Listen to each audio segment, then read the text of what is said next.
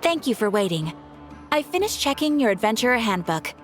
Here are your commission rewards. We have no other urgent commissions on the books at present. Thank you for all your hard work lately. Perhaps you two could consider taking a vacation. Amazing! Paimon never thought we'd end up having downtime in Nocturne. Things were pretty hectic when we first got here. Everywhere you looked, it was either the Wild Hunt causing chaos or the Vatui stirring up trouble. It felt like this whole region was one giant slime in a barrel, ready to go boom at any moment. Sure have. Things were looking pretty dicey, but in the end, we managed to turn it around. Whoa! Paimon just got deja vu! Oh, that's right. It's because we've done this like a million times now. Ah, yes. Are you two aware that the Moon Prayer Night is soon to take place? Oh, yeah! Llama told us that was coming up soon. Wait, why do you mention it, though? Do people in Nasha Town celebrate it, too? Paimon thought it was just for Moon Goddess worshippers. You're partially right. Most people in Nasha Town just see the festival as an opportunity to do business. They do not concern themselves with the religious element. The festival was first celebrated by the Frost Moon Scions. On this day, they would wear moon prayer blossoms and celebrate the birth of the moon goddess through song and dance. They would also prepare food and handicrafts and give them as gifts to others. Over time, it became Nocturne's most lively festival. Oh, sounds like fun!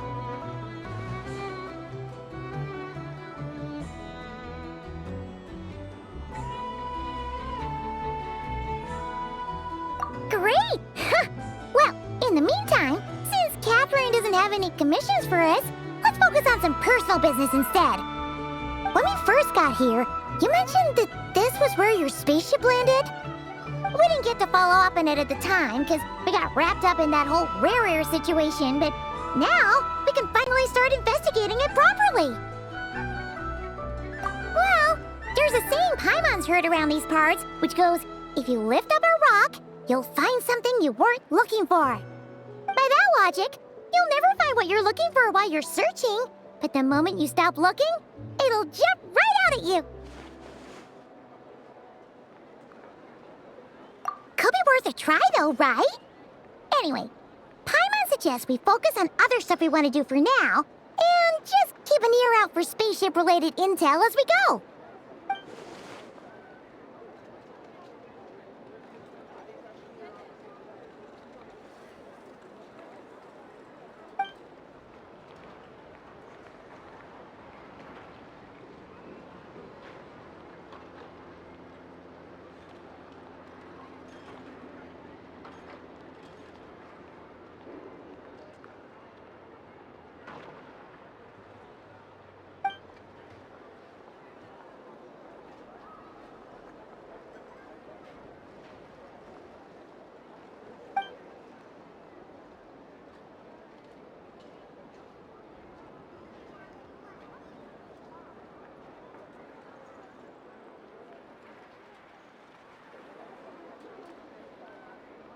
What's wrong?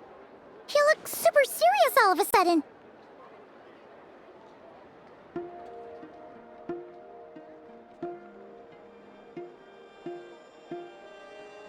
Huh? Paimon gets why you'd be concerned about Columbina, but what does the doctor have to do with anything?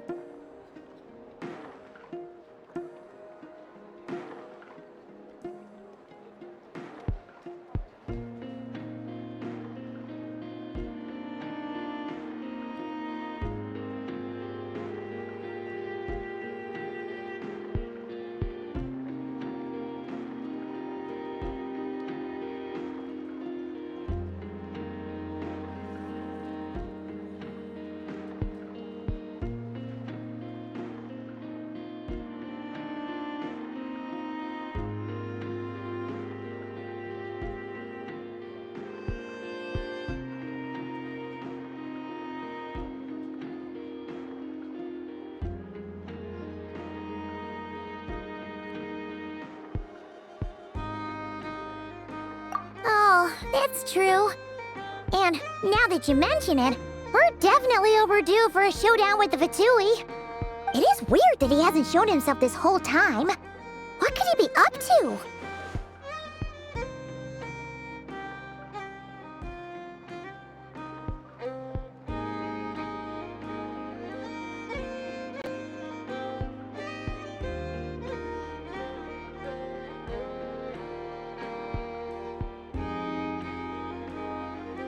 True.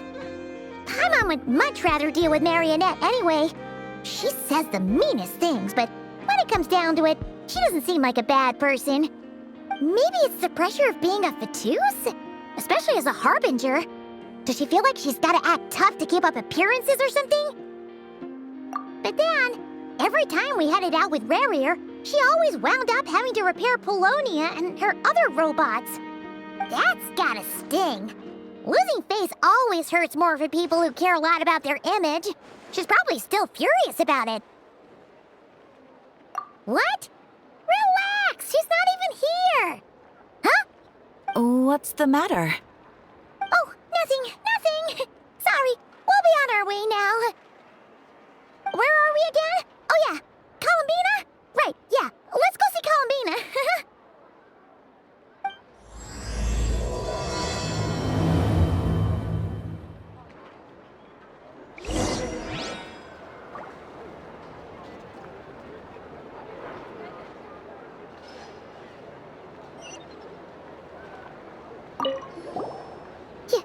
You won't snitch on us, will you? I'm not entirely sure what you're talking about.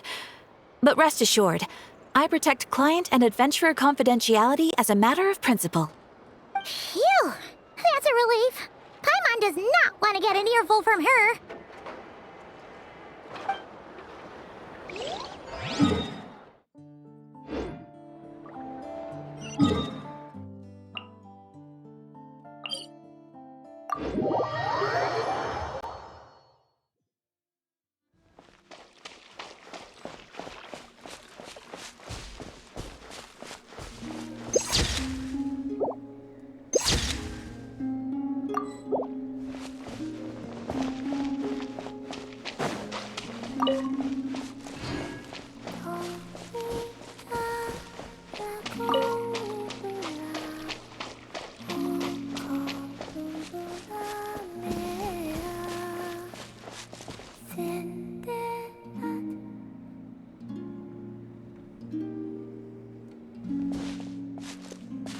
She's sitting up!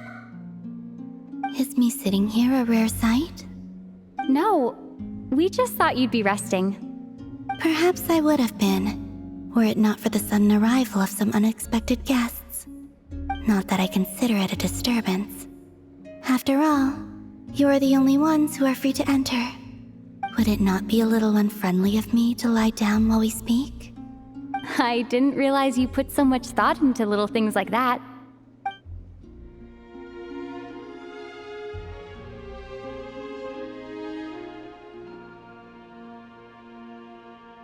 Only sometimes. There have been moments lately where I think about you and your companions. They are warm, mysterious, and cozy memories.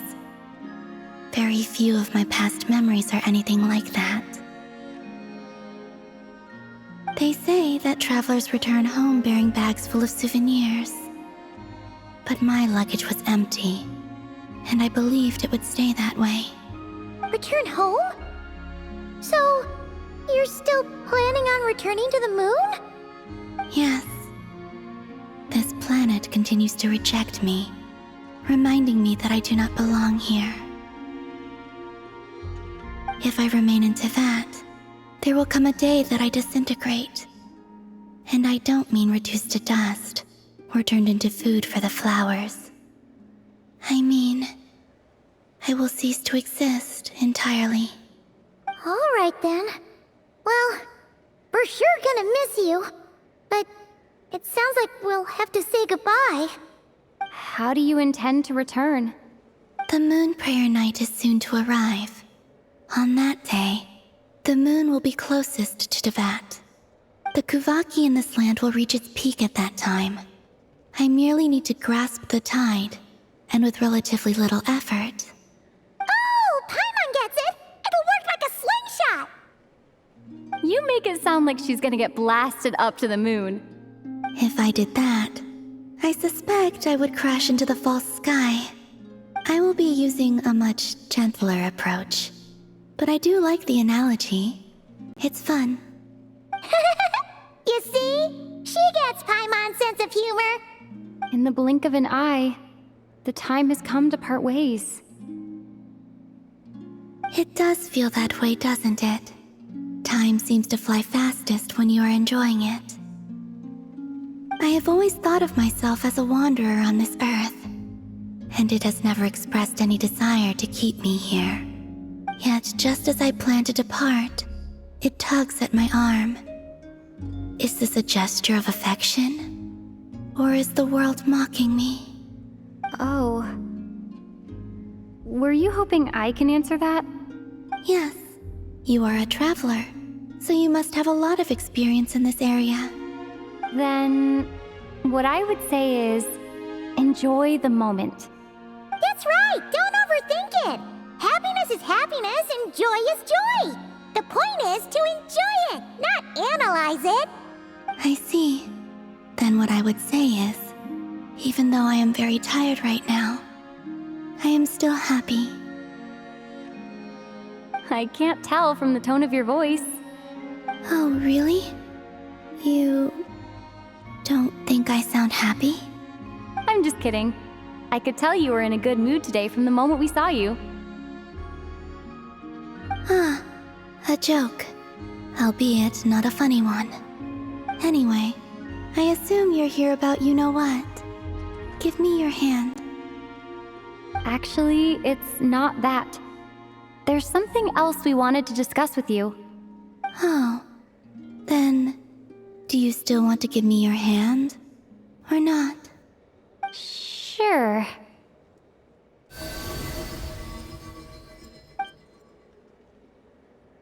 Thank you.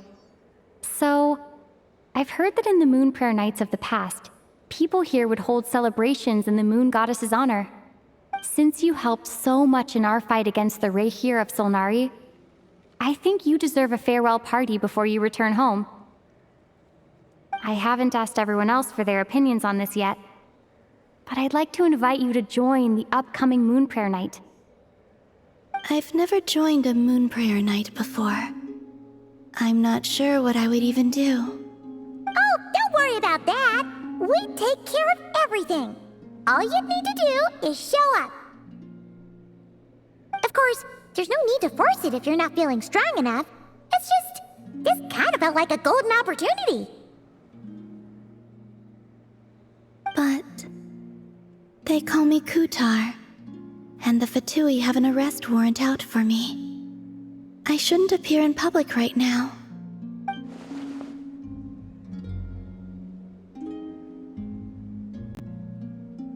I'll make it work.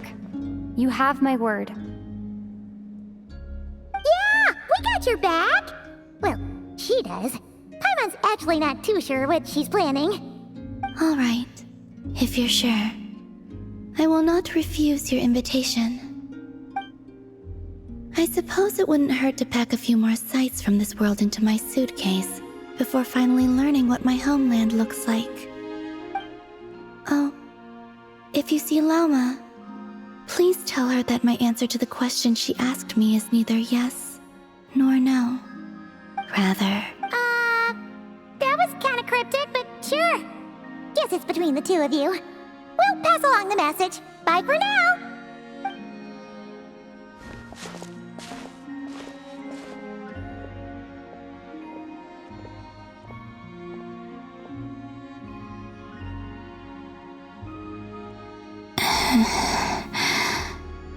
and also, I do not know.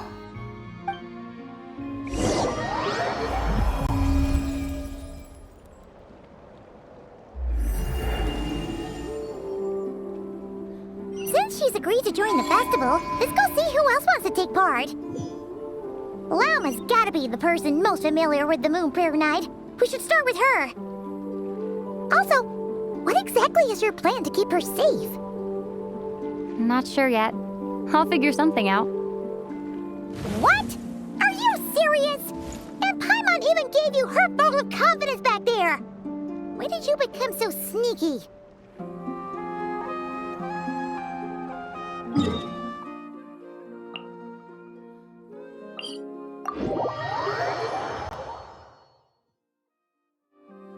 Try and stop me!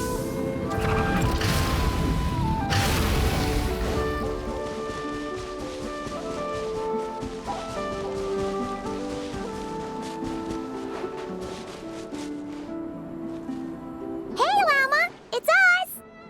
Huh? Varka? What are you doing here? Beats me. I had a bit too much to drink last night, and when I woke up, I was on Hisi Island. Mr. Varka is helping to oversee Nasha Town's preparations for Moon Prayer Night. He is here to go over some details regarding the decorations and custom cloth designs. Right, yeah, that too. What do you mean, that too?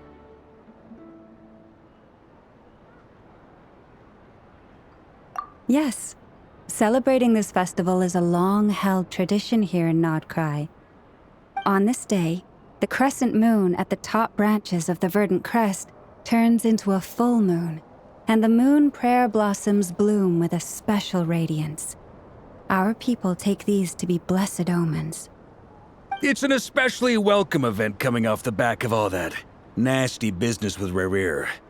Everyone got put through the ringer recently, and now they're looking to turn their fortunes around.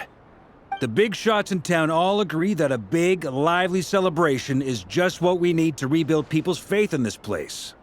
No wonder Catherine said the people weren't so bothered about the religious element. That's right. It's become more of a local custom by this point. The celebrations have little to do with whether the religious stories behind this event are true or not. Even the Frost Moon Scions are eagerly awaiting the coming of Moon Prayer Night, despite now knowing that their past beliefs were founded on a falsehood. That's fair. It's a bit like the Lantern Ride in Liyue. It's a chance for people to enjoy themselves, not debate the existence of the Adepti.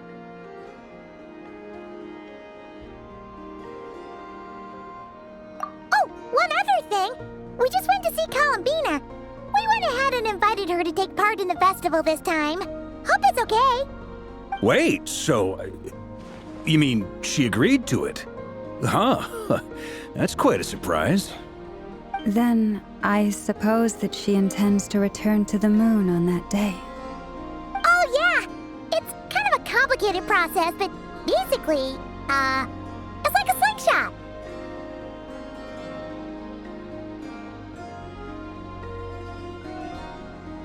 I understand.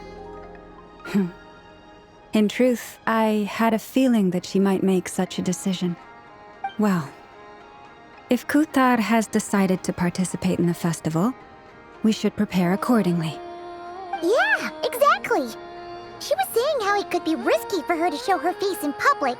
We were wondering if there was any way we could hide her. Unfortunately, the people who carved the statues did an excellent job of capturing her likeness. It will be very challenging to hide a goddess whose face everyone is so familiar with. Darn! We may have bitten off more than we can chew here. Nah, don't sweat the small stuff. We can handle that. Huh? Are you saying you have a plan? Not as such, no, but the most important thing with a festival is to keep the mood light and your spirits up.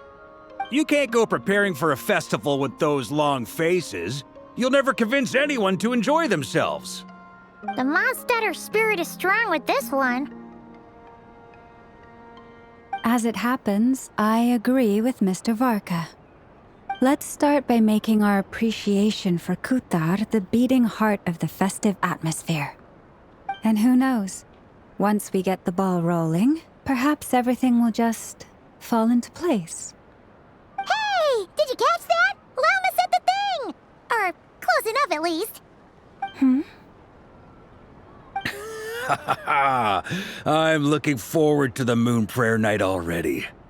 We have a festival in Mondstadt called Windbloom, and you can always tell which couples are celebrating it for their first time by the smiles on their faces. Big, beaming smiles like their whole face is glowing. And I have a feeling we'll get to see that same smile on the moon goddess's face at this festival. Not quite the same, surely. Anyway, I'll take care of business in the city, but I'll have to leave the decor up to you and the Frost Moon Scions. No one else can capture that traditional aesthetic quite like you guys. But lastly, there's the final key element that brings the festival to life. Companionship.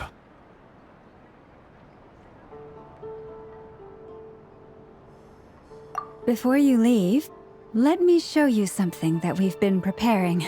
Mr. Varka had asked to see it already, so you may as well tag along.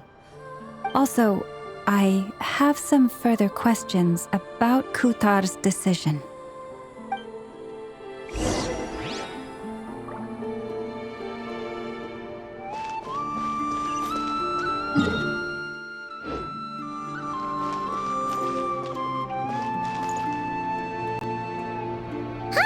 What's this? They sure look like they're having fun. I believe so. Kuhenki seem very skilled at playing drums like these, although I'm not sure where they learned it from. Maybe it's an innate talent? In their eyes, they're probably just playing with toys.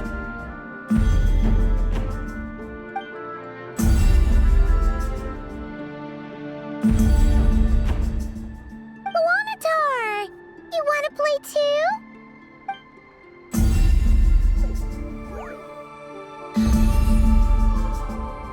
Yeah. She looks more confused than anything. Maybe we can teach her next time if we get the chance.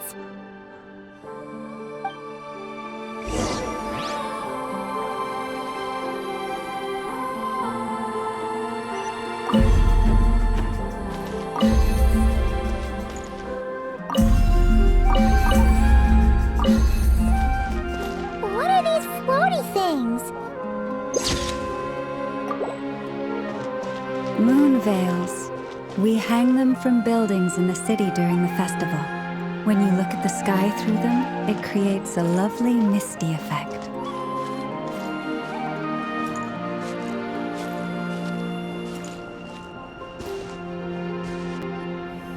Everyone seems hard at work. They are preparing items for Moon Prayer Night. For instance, the sculpture being made over here, Mr. Varka and I were just finalizing the details of where it will be placed. Ah, there she is. I didn't know the finished article would be so large. Not to worry, though. All the necessary arrangements have been made. Just let me know once it's ready, and I'll get some people to ship it over. You have my thanks.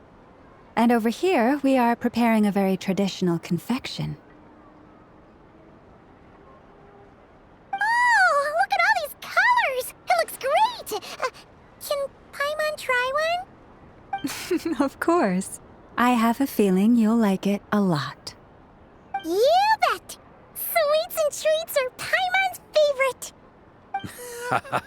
If you included those in the Feast of the Moon, I bet Paimon would have joined the Frost Moon Scions by now. There will also be verdant crests like this present in Nasha Town during the festival. The timing of Moon Prayer Night is not completely set in advance. We make a rough estimate, then observe the changes in the verdant crests and moon prayer blossoms to guide us. As such, the wait itself is a fun feature of this particular festival.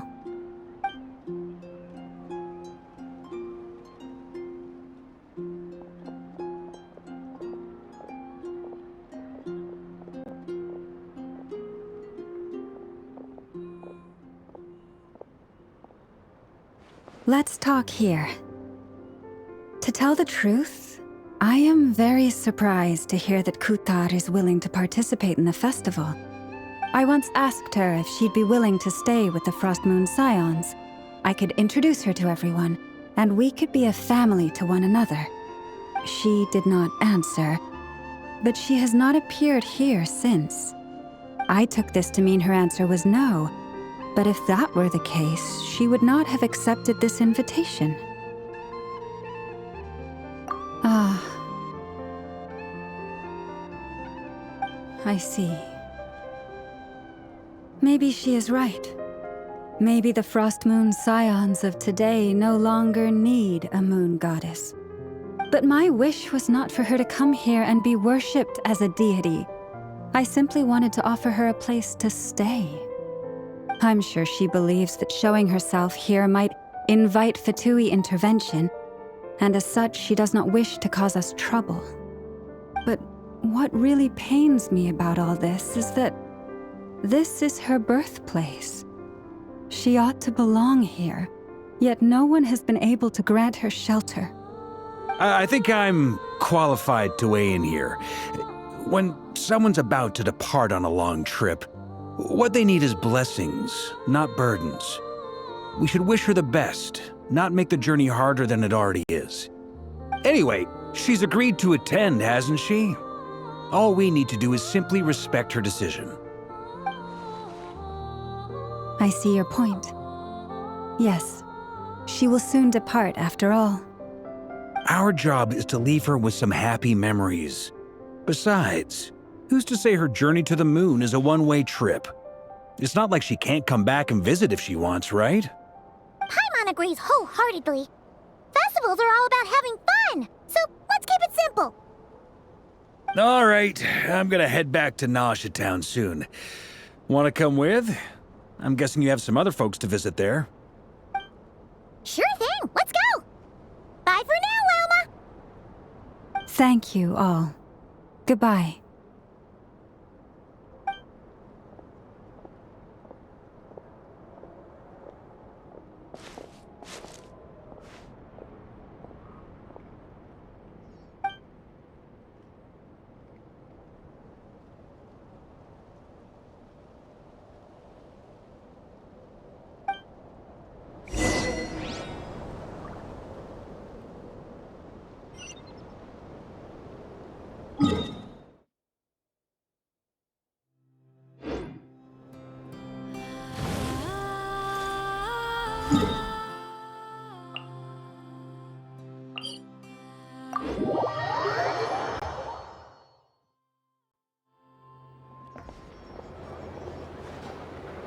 Huh? Hey, over there! It's Durin and Albedo with Flints! What could they be chatting about?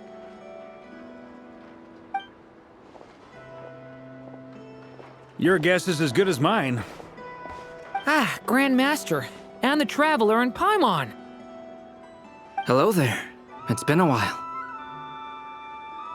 Perfect. We have some new volunteers for our investigation.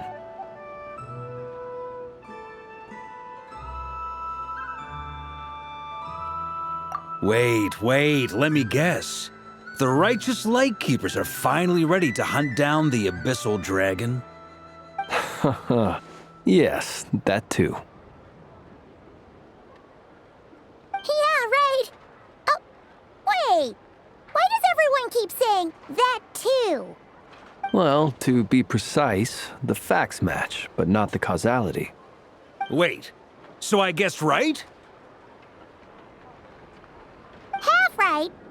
Don't act so impressed with yourself. Maybe I can explain. We ran into Mr. Flint's north of Nausea Town. At that time, we just noticed a few abyssal creatures out in the wild, but the strange thing was, I didn't detect any traces of abyssal energy on them at all. On closer inspection, we realized that they were not real monsters, but something akin to reflections in the water, or perhaps a mirage. Huh? What do you mean? Like, you could see them but not touch them? Exactly. It was very peculiar. They roared and tried to attack us, but we could not make any physical contact with them. I think I've heard of things like that happening in Nocturne before, but I don't know much about it. Yes, it's a known phenomenon. Mirage-like illusions tend to appear in Nodcry in the run-up to Moon Prayer Night. From a distance, they appear quite real. I myself thought that Misters Durin and Albedo were locked in battle with abyssal monsters when I first arrived, But after sharing intel and investigating a little further, we can confirm that these illusions are harmless. There is no great cause for concern.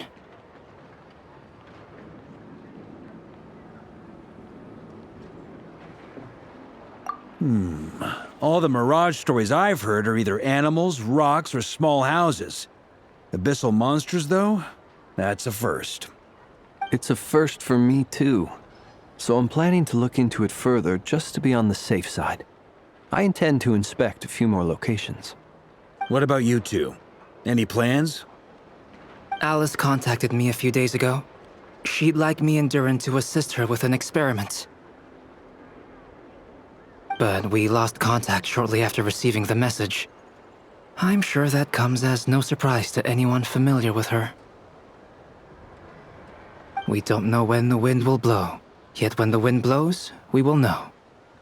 That, in a nutshell, describes how Alice operates. Yeah, that tracks. Okay. Well, I suggest we investigate this Mirage business in the meantime. It's piqued my curiosity, and I'm pretty sure I know someone who will already be 10 steps ahead of us. Well said. Right? Whatever's happening in Nocturne, she always seems to be the first one to know. Let's go see what she knows. We can invite her and her staff to the festival while we're at it.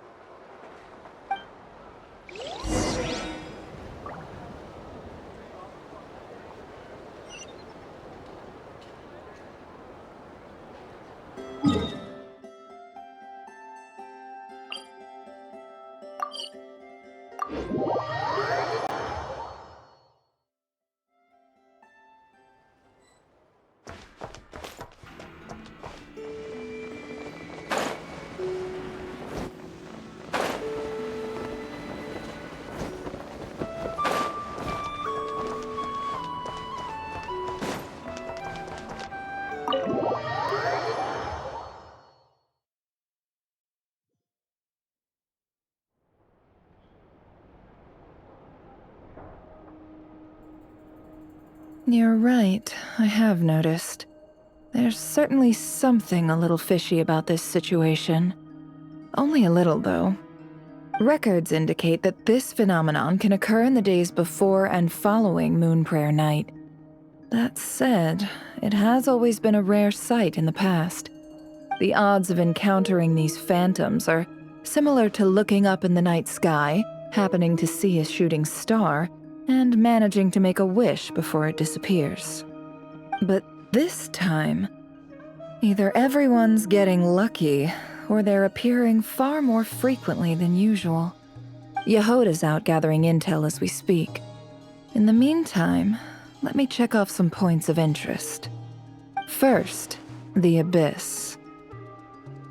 The ones we saw seem to be abyssal monsters. Indeed. But we have identified one location where many more of them have made an appearance. And not just monsters, but human phantoms, too. Given the scale and nature of the phantoms, it's almost as if someone's last memories are coming to life.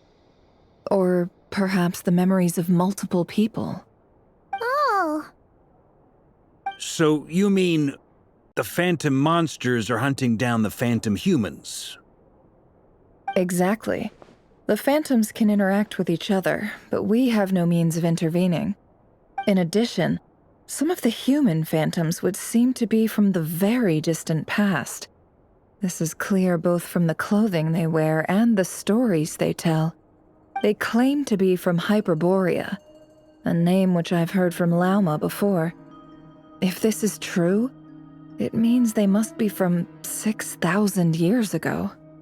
Did Paimon hear that right? 6,000 years? It sounds like this merits further exploration. That'd be a big help. I'll leave it with you, Albedo. My knowledge of ancient history is non-existent. I used to doze off every time the pre-Knights of Favonius era came up in class. It's quite a miracle that you were able to understand these phantoms' speech, given how long ago they lived. I suppose you're right. But I'll leave the archaeologists to ruminate over that conundrum.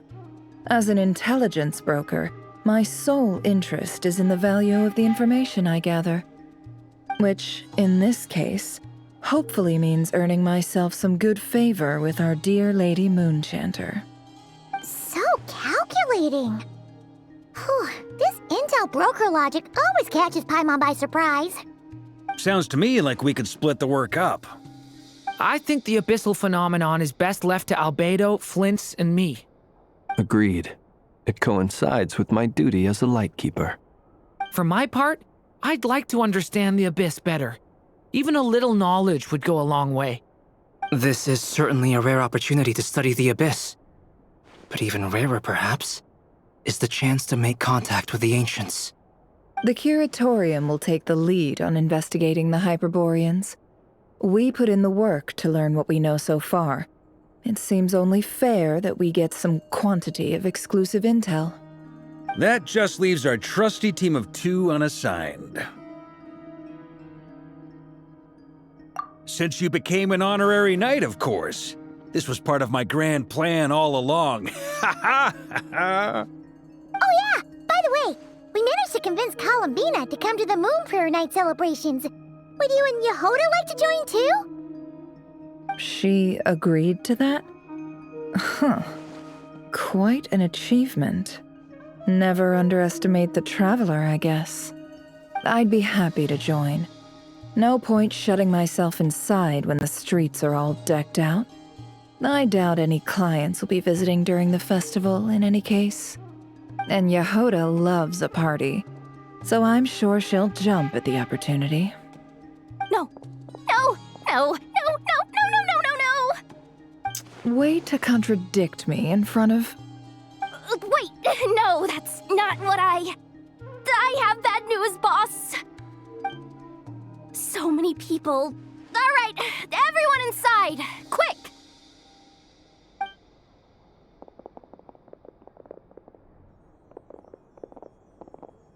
This is gonna sound crazy, but hear me out. I saw one of those phantoms at Star Sand Shoal, and it was some sort of flying ship. Like a spaceship? That's gotta be the one you came to Tibet in. You said you saw the same thing through the moon marrow, right? Huh? You already know about it? Ugh, I thought I was gonna blow people's minds. Turns out I'm the last to find out. Wait, back up. You came here in a spaceship? Now my mind is blown! What's it like on the inside? Was it like flying through space? I want to know everything! Yep, exactly. Huge discovery. You're the best, second best intel broker in the world. After your boss, of course. Wow. Really?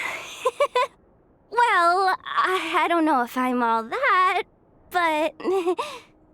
I guess that decides where we're heading next. Come on, don't look at me like that.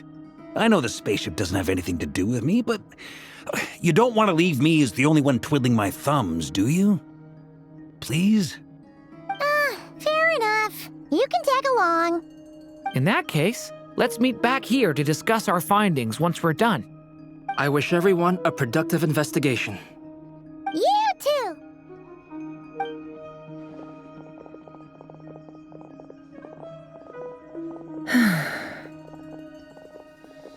What's up, boss? Aren't we gonna head out? Tell me, Yehoda, when did the Curatorium start giving out intel for free? Oh, sorry, boss.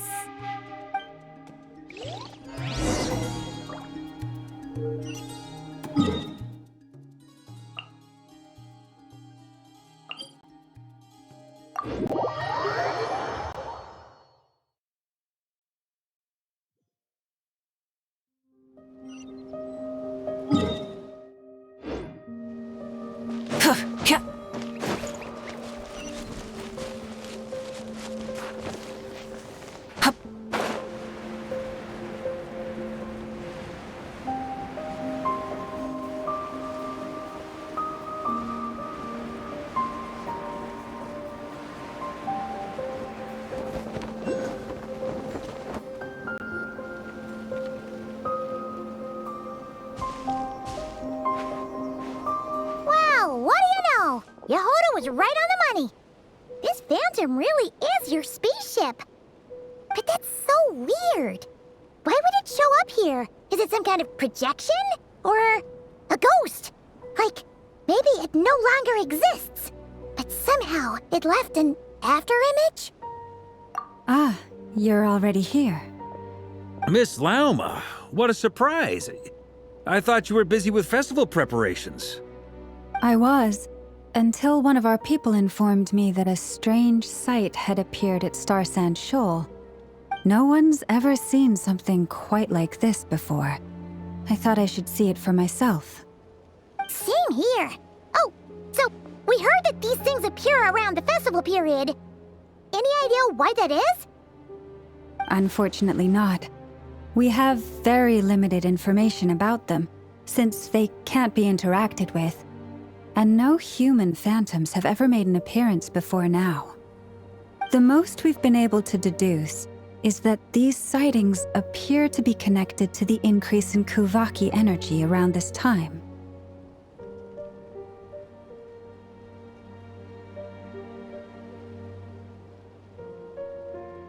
Yeah, seems like that's all we can do.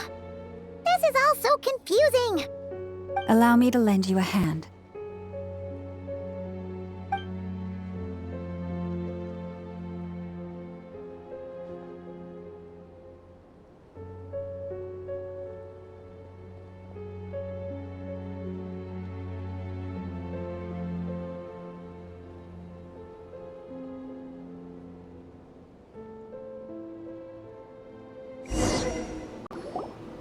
Everyone, our friend here should be able to provide us with some information. Is that a phantom rhymehorn deer?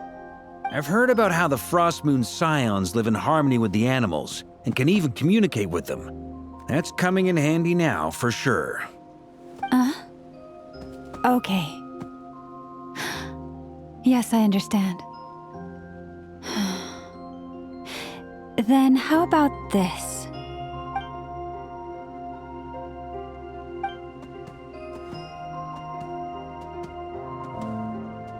Oh, it's leaving. It appears to share our curiosity about this giant spaceship, so I asked it if it wouldn't mind investigating along with some friends. In return, I told it about some nearby spots where the wild fruit grows abundantly. We may live in a different era from these phantoms, but I trust that the terrain, climate, and ecology here are more resistant to the effects of time than some things are. Let's give them a moment and hope for the best.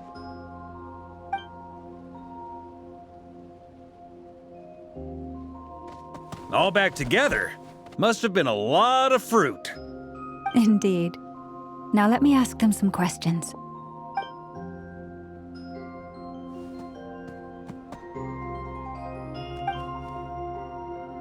It did find a lot of wild fruit, enough for them to feast for a long while. This puffin circled in the air several times, but didn't spot anything out of the ordinary. Certainly nothing to do with the spaceship. Huh. Well, it definitely makes sense to get a bird's eye view. Indeed. Other than that, I was also thinking that the world these phantoms see is also different from ours. Oh, I get what you mean. The wild fruit exist in both times and spaces, but there might also be things that only exist in that space-time, which we can't see.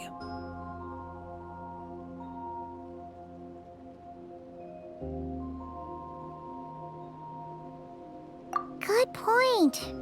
Great thinking, Lauma. Blunthorn rhinos can use Kuvaki to shift great rocks, but this one says it couldn't get that ship to budge by even an inch.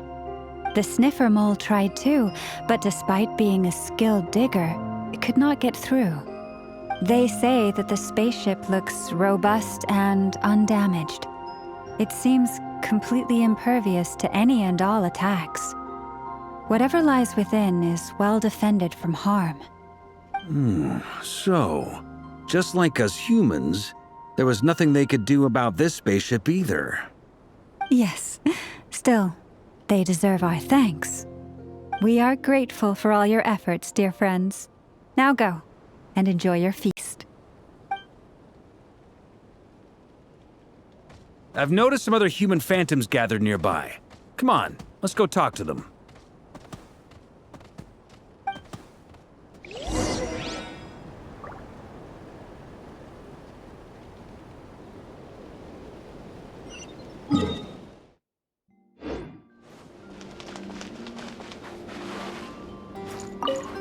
Those illusions and those people. It's all a little creepy, don't you think? Nah, all part of the festive atmosphere.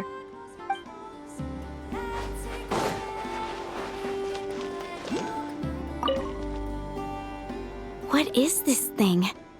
I've never seen it move, and there's no way to get inside. Goodness knows. My grandpa says it's been sitting here at least since his grandpa was still alive. What about his grandpa? Did he say anything to your grandpa's grandpa about it? Huh? I don't know. In all likelihood, it was here back then too. Hard to imagine something this huge could move. Guess that means that as far as they're concerned, this ship's been around a long time.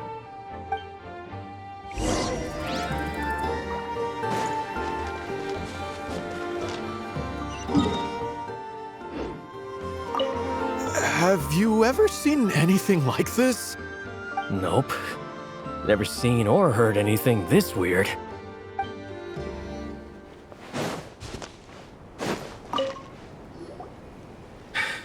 Come on, brothers. If we can get even a small chunk off of this thing, it's gotta be worth a fortune. Today is the day we strike it rich. Huh? You mean Paimon? Yes, brother, I shall join you. Let's make our fortune. We should go with them. What the? This thing is crazy tough. I can't even scratch it. What's it made of? Sorry, brother. Looks like we'll have to seek our fortunes elsewhere. Enjoying yourself? I was just seeing if I could influence this phantom's perception by playing. But nope, no dice.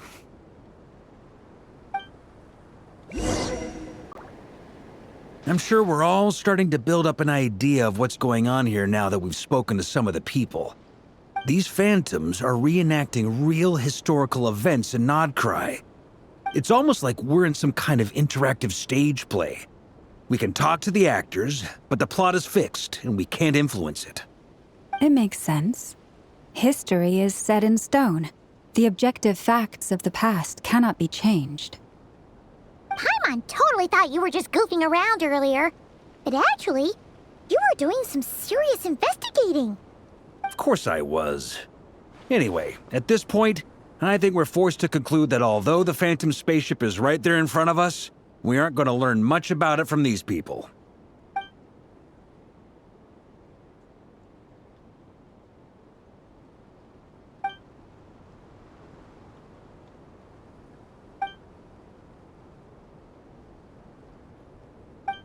Don't be discouraged. If nothing else, this is proof of the ship's existence. And think about it. So many people tried to hack their way inside, but no one could get the door open. It's made of very tough material. To me, that says that we'll either find the ship itself or the story behind it. It's just a matter of time. Huh. Every now and then, when Varka gets serious, he actually does seem like Grandmaster material for once. I wonder how the others are doing. Let's head back for now. Sounds good. Also, drinks are on me if Team Knights of Favonius is the first to finish. Wait, we have a team name now? Am I in Team Knights of Favonius as well? You're very welcome to join. We've even got a cathedral ready for you. Isn't that technically blasphemy? You wouldn't dare make a joke like that if Barbados was in earshot. Nah, I'm sure Barbados doesn't mind a little harmless blasphemy once in a while.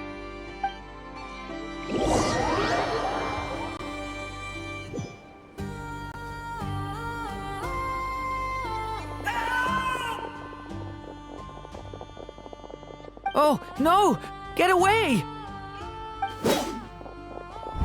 Oh.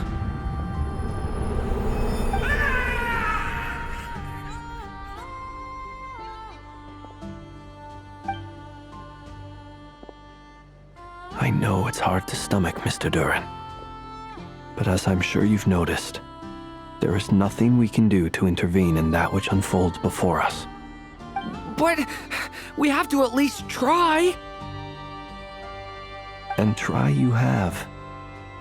But are you aware of how many unsuccessful attempts you've made now? I wasn't keeping count. I'm afraid this is the 39th failure so far. Or the 5th if we're only counting this particular victim. There are no indications that these phantoms may be altered in any way. You seem to have calmed down a little.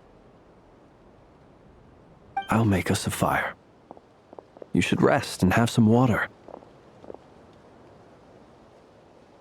Feeling any better now, Mr. Duran? May I ask a few questions? Be my guest. What exactly are we witnessing here? What happened to those people? My guess would be that we are seeing Nocturne during the Conrian Cataclysm. Would that be accurate? Conria. That is correct.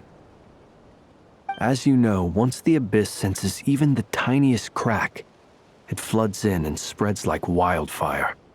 There was a time in the distant past when it permeated all of Nocturne, causing immeasurable harm. The people paid a terrible price to heal this land. Then, 500 years ago, the whole of Teyvat suffered an abyssal disaster. Once more, Nocturne was dealt a devastating blow. I see. In the face of the abyssal onslaught, all were like grains of sand tossed around by a tidal wave. Be they human, fae, or god. The moment you witnessed is but one drop in a whole ocean of catastrophe. All right. I guess that answers my second question, too.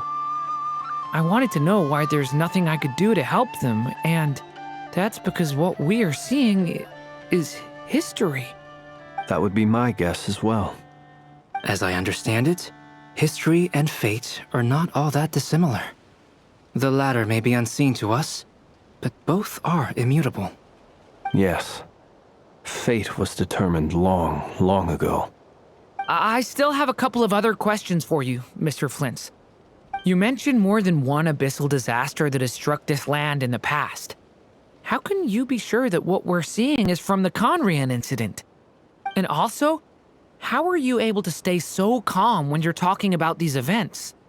From everything I know about you, you're not cold or ruthless, and you're not indifferent to the suffering of others. Alas, I am forced to show my age. I must be 600 or 700 years old by human measure. Wait, so you... One is not easily moved by history when one has witnessed the truth firsthand. I'm sorry. You needn't apologize. Your passion is a good thing to have. Treasure it, because someday you may find it in terribly short supply. Now, at the risk of offending you, I have a question in return. Your curiosity toward the Abyss, is it born from hatred or because you sense its call? I only ask because I kept a fragment of Rarir's body in my lantern for a short time. Specifically, his heart. So I know what a burden it can be to carry the Abyss with you. And I hear its power growling from somewhere within you.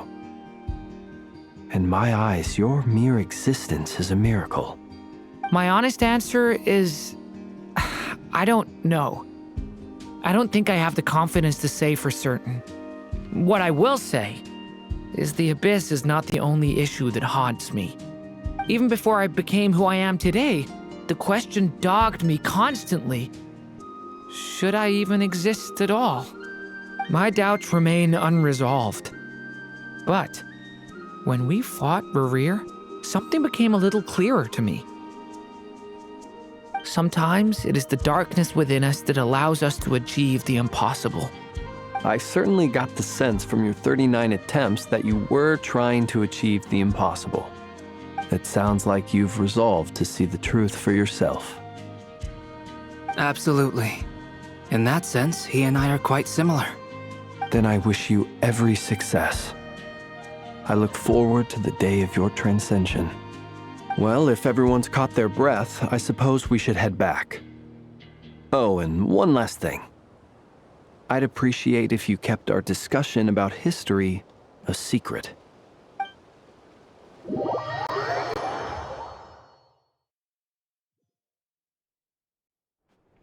Incredibly, our separate investigations led us all to the same conclusion.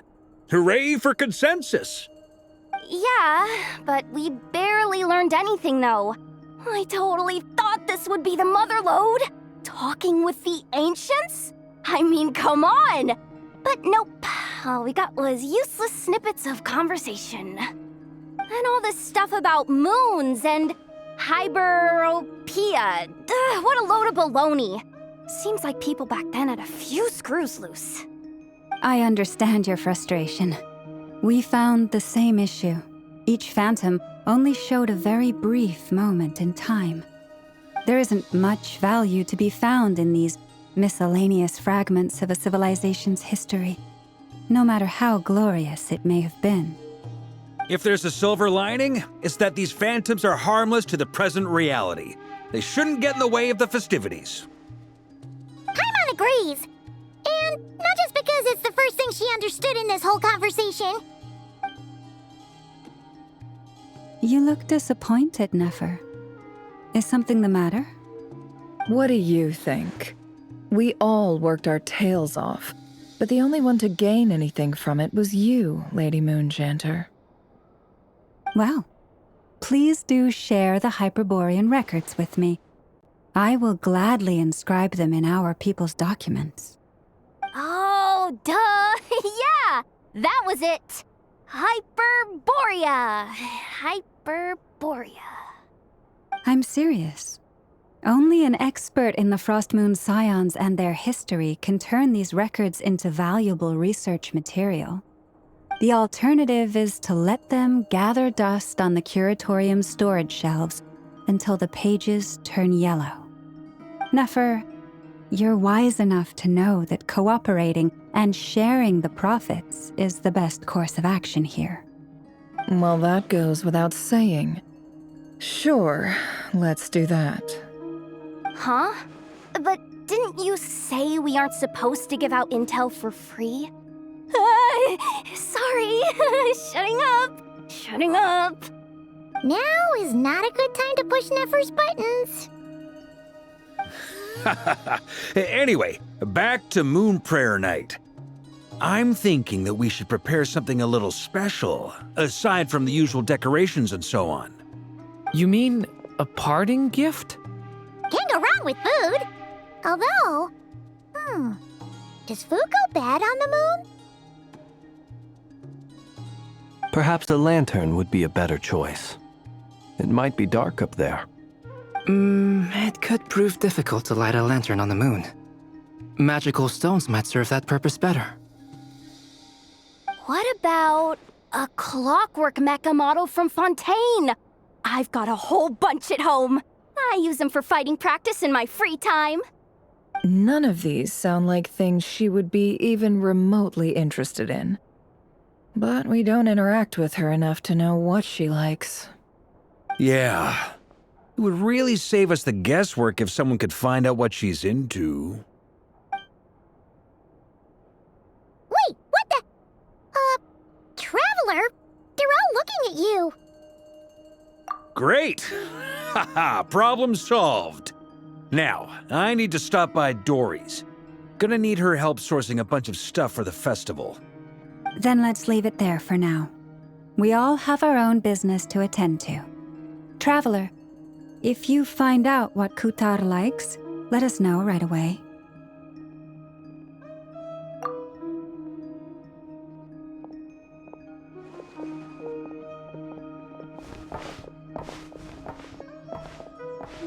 Is something the matter?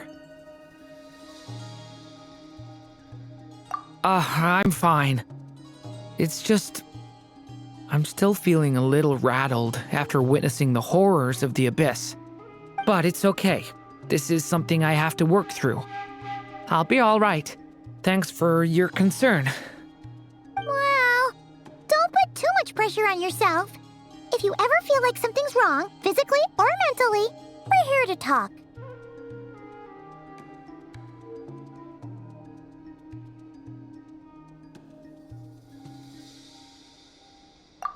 Come on. Stop treating me like a kid.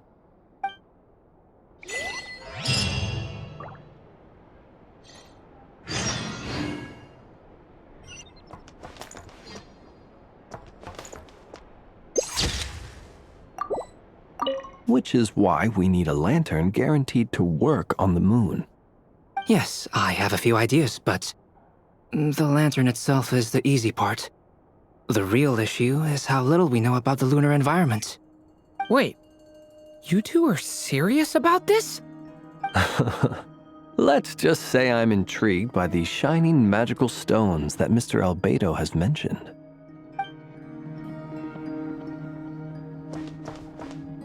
Could you do me a solid and try to smooth things over with Boss Neff?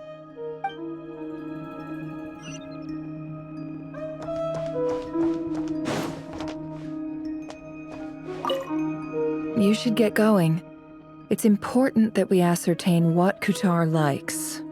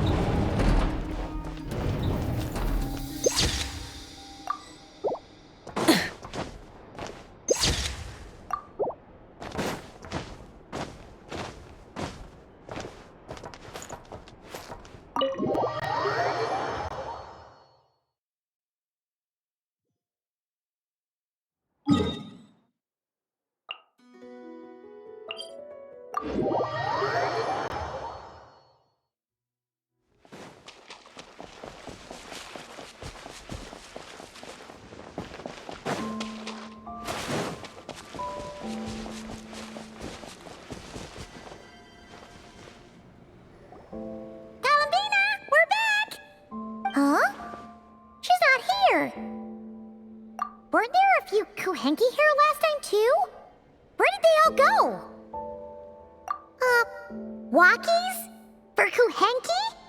You're not pets, you know. Oh, well. Looks like we just came at a bad time. Let's try again tomorrow. There's still a few days until Moon Prayer Night, so we're in no rush. Besides, she needs time to rest anyway.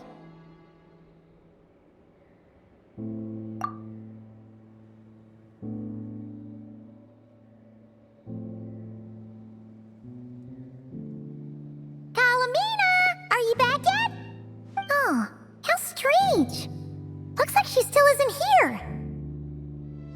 Right? It's not like her to spend so much time outside, especially since she's worried about attracting unwanted attention. What about Luonatar? Luonatar, you there? Hey! Do you know where Kalambina went? Sorry, didn't understand. But if you know where she is, could you take us to her? Yeah, that's even stranger. What about him? Oh, that's not good news. They change color when Kalambina gets weaker, right? And they look super pale right now. Good idea. She might know what's happening.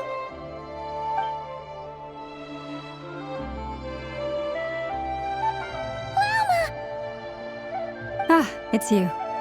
How is Kutar? Is she okay? No, she hasn't.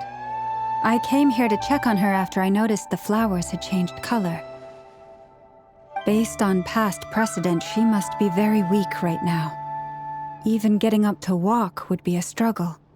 It seems unlikely that she wandered off outside. Not to mention that she doesn't do that at the best of times either. So yeah, this is super weird.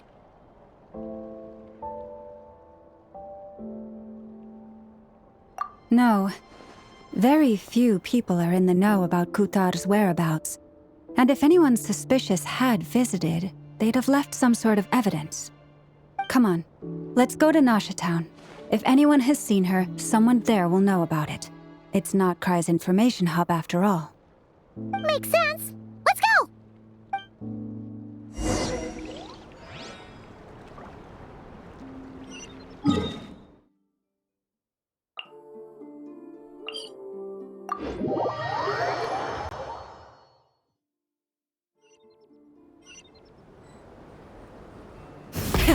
Rev the engines!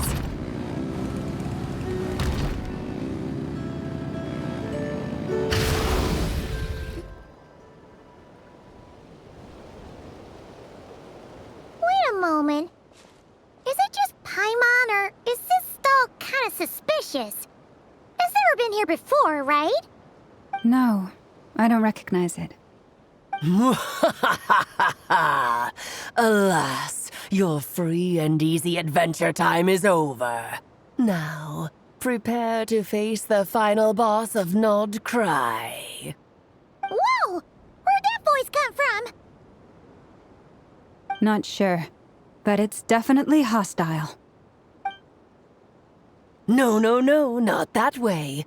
The final boss is right here.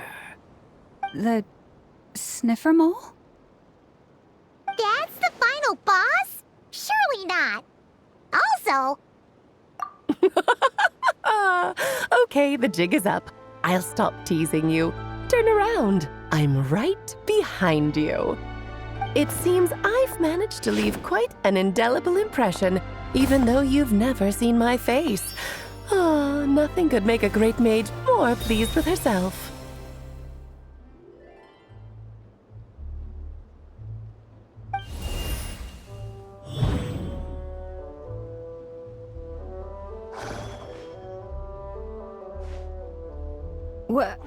What is going on? I've heard that all the big shots in Teyvat have long, wordy titles that stun people speechless when they make their entrance. Unfortunately, none of them are affiliated with the Hexen Circle, and we ourselves keep a very low profile. The notorious name-dropping doesn't quite work for us. Still, I, for one, think I'm really quite amazing. So that didn't stop me from coming up with a title anyway. Alice! It's really you this time? Not a lantern or a Dodoko, but Alice in the flesh? Oh, that's right. So, what do you think? How does it feel to finally meet me? You look like... Oh, that's the first thing you thought. A little surprising, but that actually makes me very happy. Because that means that when Klee grows up, she'll be just as stunningly beautiful as her mother. So she's a friend of yours? Kind of. This is actually the first time we've seen her in person. I see. Madam Mage, that was, quite a powerful entrance. I certainly won't be forgetting it anytime soon. It's okay, Lauma, don't force it. Paimon will do the honors. This is Alice from the Hexen Circle. She's a friend of ours. And of Arcus, too. That's right. She's a good person, just kinda... unpredictable. Well, what is the human heart if not unpredictable? Hmm? If we could not do as we please, how would we differ from machines? I am Lauma, Moon Chanter of the Frost Moon Scions. It is a pleasure to meet you. Oh, I know. Before you got here, I spent a good, 15 minutes getting up to speed on Nocturne's present situation. In other words, I've read the whole in the last episode part, so we can skip the pleasantries. Fair enough. Well, Miss Alice, I can already tell that you have quite a unique personality. He'll get used to it. Paimon sure is. So anyway, what are you doing in Nocturne, Alice? Oh, I thought I told you already. This time, I'm the final boss. And what a formidable foe I shall be. Powerful, confident, decisive, and good luck finding my weak spot. You will never succeed. Aw, drat. My one weakness, and you found it in an instant. Fate has been dealt a devastating blow. Thus falls the great Dodo King. Why are you playing along with this nonsense? For funsies, of course. What's wrong, Paimon? Are you disappointed in me? Am I a gigantic letdown? No, it's just... you seem like a busy lady. And this is the one time you've shown up in person. Paimon figured it would be for something more high stakes than just goofing around. You're quite right. I'm here in Nocturne because something big happened. Something big enough it caught the attention of the Hexen Circle. It concerns the 3 moons, Tevat's borders, and of course, the moon goddess you are currently searching for. Kind of. Why don't we discuss this over a pot of tea? My main reason for coming on this trip to Tevat was, of course, to have some fun.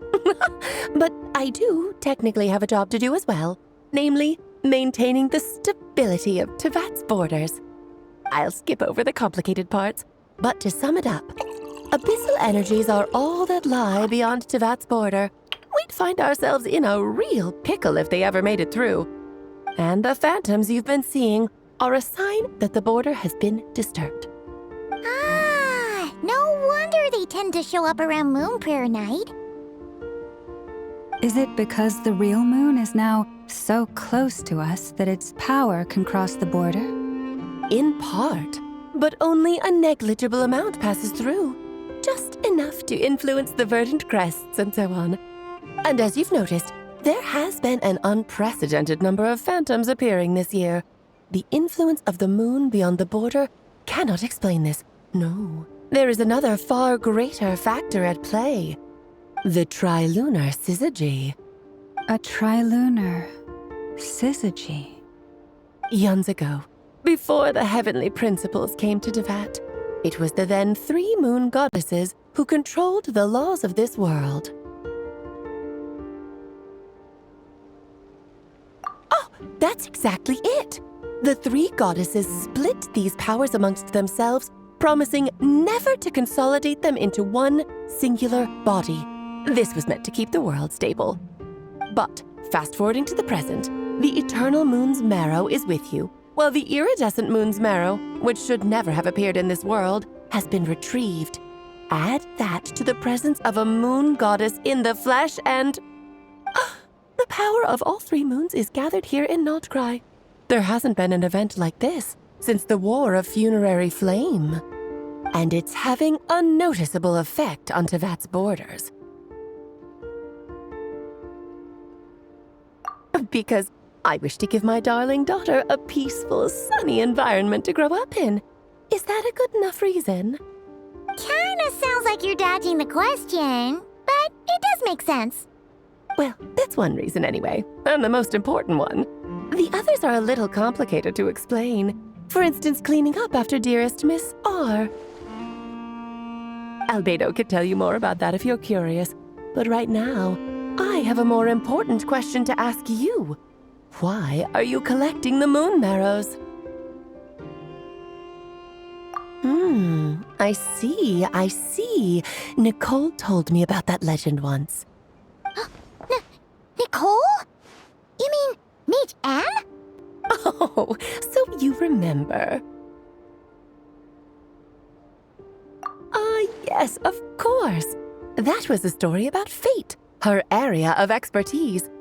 But back to the story of our dear moon goddess.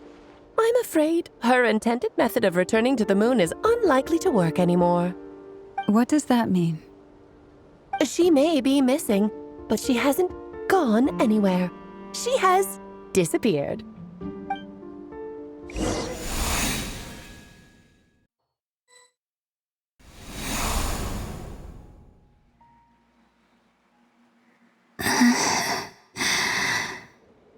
My body is so heavy.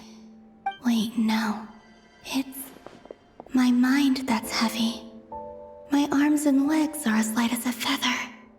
What's happening to me? I feel drowsy, like I've been asleep for too long. Is it daytime or nighttime? Is the moon out? I think I'll go for a walk.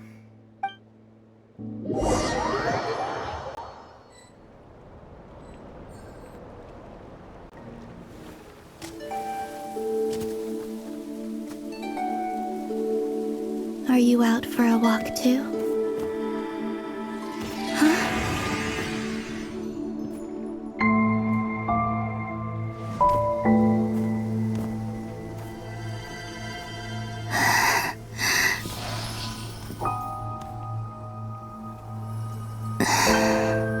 The day has come at last.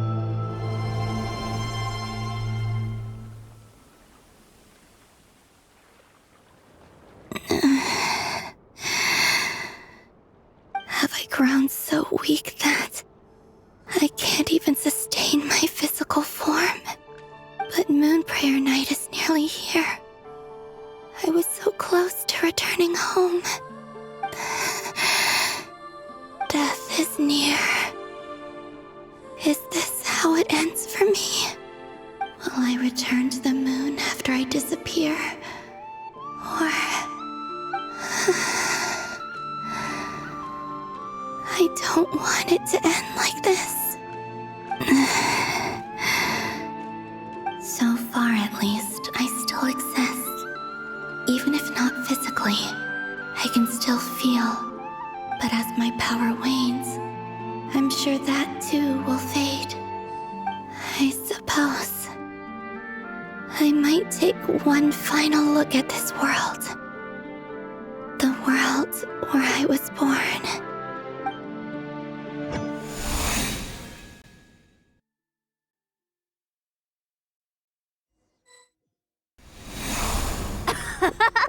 Come on! Come on! Wait for me! The Frost Moon Enclave. How much it has changed since I was born. These decorations, they're so heavy. It's times like this when you kind of wish men could be priestesses and acolytes. How fascinating. I've never had the chance to be privy to people's private lives in this way. In the past, people would get so solemn and serious the moment I showed my face, like they were frozen stiff. Karina, Lametti, it's time to eat. Coming! I want to watch them a little longer.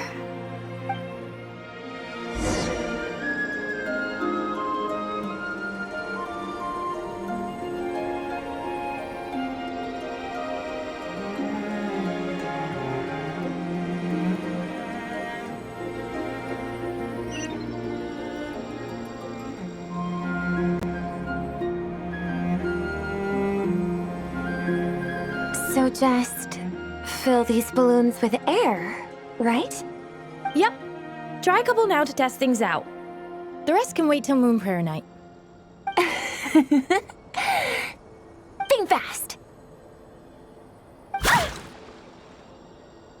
Rita! Teasing an acolyte of the Frost Moon Scions? Surely that's a punishable offense. Take this!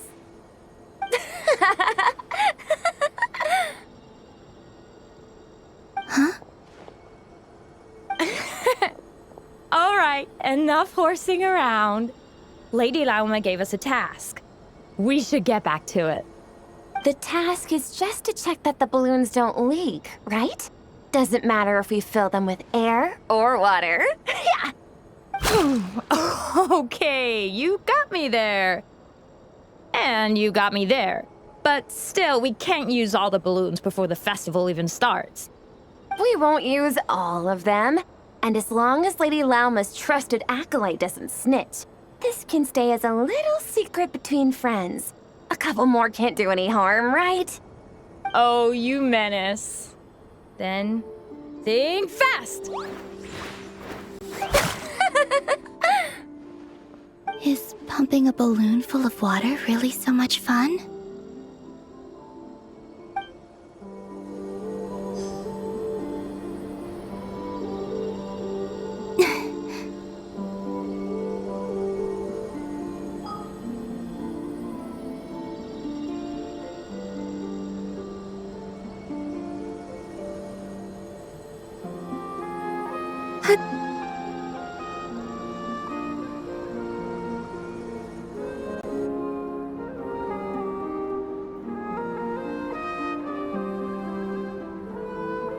I'm sure you're both tired from playing all day. Come on, eat up.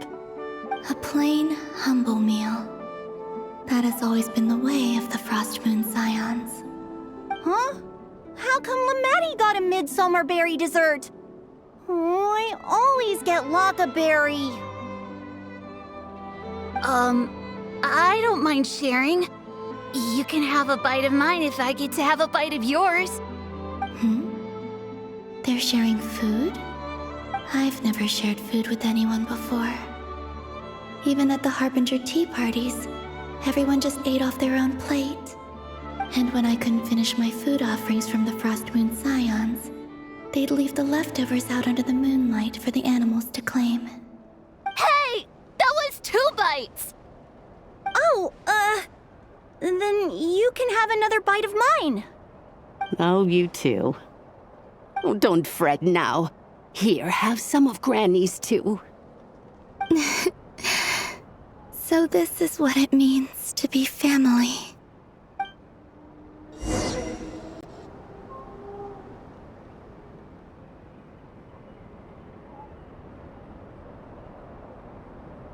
I'm seeing so much that I'd never usually get to see.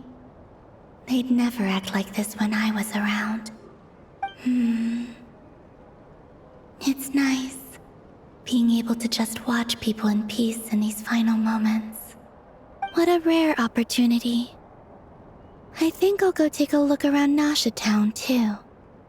Maybe the Traveler will be there.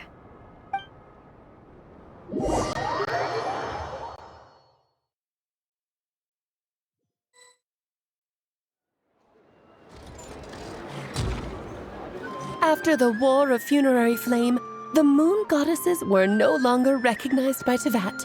They lost the whole foundation for their existence. That's why the Moon Goddess's strength is fading. She cannot withstand the world's rejection of her.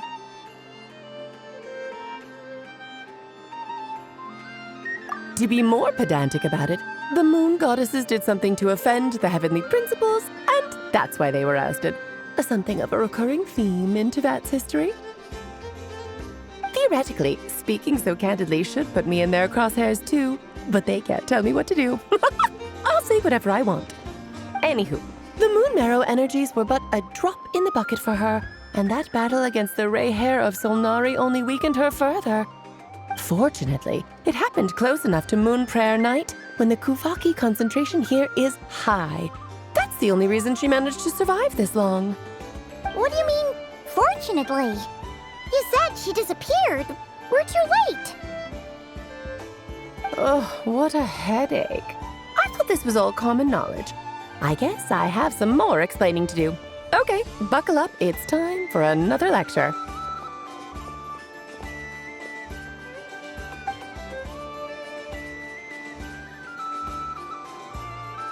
Now, I said earlier that the Moon Goddesses lost the foundation for their existence. The reason for that has to do with the natural order. Basically, the rationale for their existence in Tevat was lost. The same logic applies to the present Moon Goddess too. consider her existence so far. Her comrades in the Fatui called her Damselette. And she was worshipped as Kutar by the Frostmoon Scions. But these connections have now been severed, whether by her hand or yours. So, the rationale that once sustained her existence is now gone. Wait, we did that to her? Oh, well, strictly speaking, yes. But let's not start pointing fingers, shall we? I'll only end up as the big bad villain, and that's not the kind of final boss I want to be.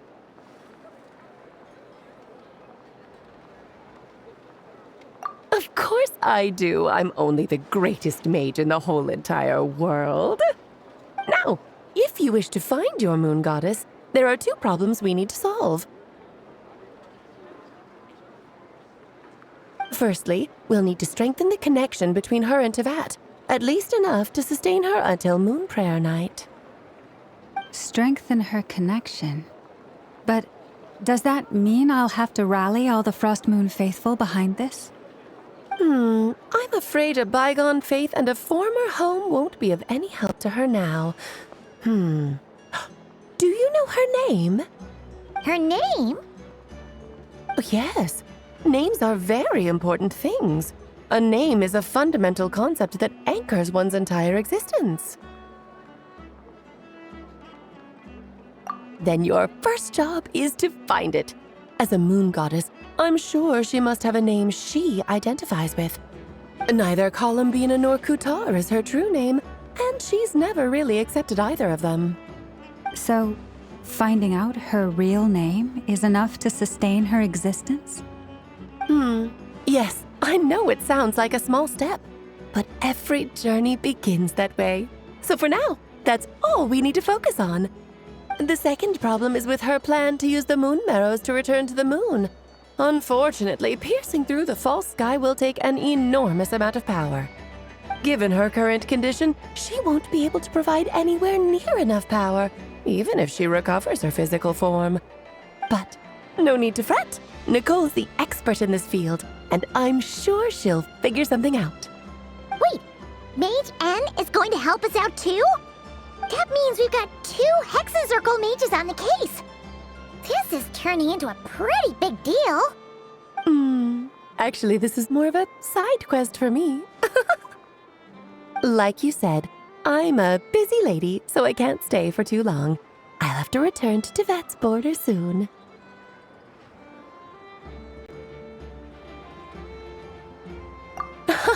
That's the upside you get for looking out for my little Klee. Hopefully that will incentivize you to carry on keeping her company in the future. Anyway, jokes aside, you'd better get moving. It will take quite a miracle for the moon goddess's consciousness to hold out till Moon Prayer Night. Oh, I suppose I might as well tell you where Nicole is before I leave. Off you go now. Time to meet your new friend. Oh, yes, and a little suggestion. Don't forget to mind your heads. What? I wonder how Durin's doing. I should really go see him before I head back. You really are super busy. I most certainly am. There's so many children I have to keep tabs on just in Mondstadt. Durin, Albedo, Venti, Varka.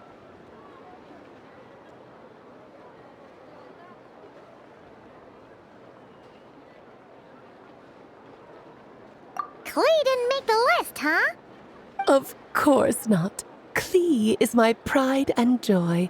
I have no qualms about her, because she's the best child in the whole wide world. Yep. Klee's a little angel. I'm glad you agree. Well, all the best. See you when I see you.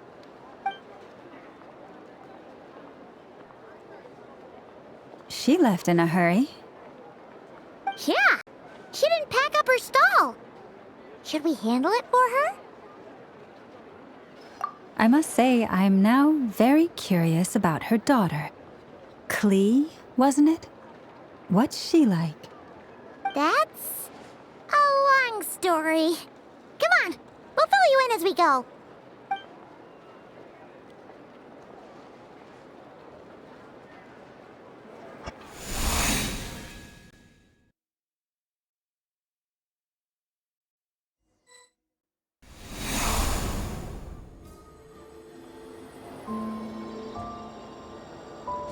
What a lively place. I've never experienced Nasha Town like this before. Hey, you old geezer! Your hammer's rusted through! Who are you calling old geezer? Are they quarreling? I'm looking right at him! You've really gone downhill since giving your daughter free rein in the workshop. Can you even swing a hammer anymore? It shouldn't take you days just to fix a single chair! You might as well use that hammer to massage my back for all the good it's doing. Don't run your mouth, or you'll get a back massage that'll put you in bed for the rest of your life. Look, the materials haven't arrived yet, all right? You know how busy it gets in the days before Moon Prayer Night. I'll bet you send all the materials to your little princess. Blood's always thicker than water, huh? All right, you've made your point, Uncle Koski. As soon as the materials arrive, fixing your chair will be the #1 priority.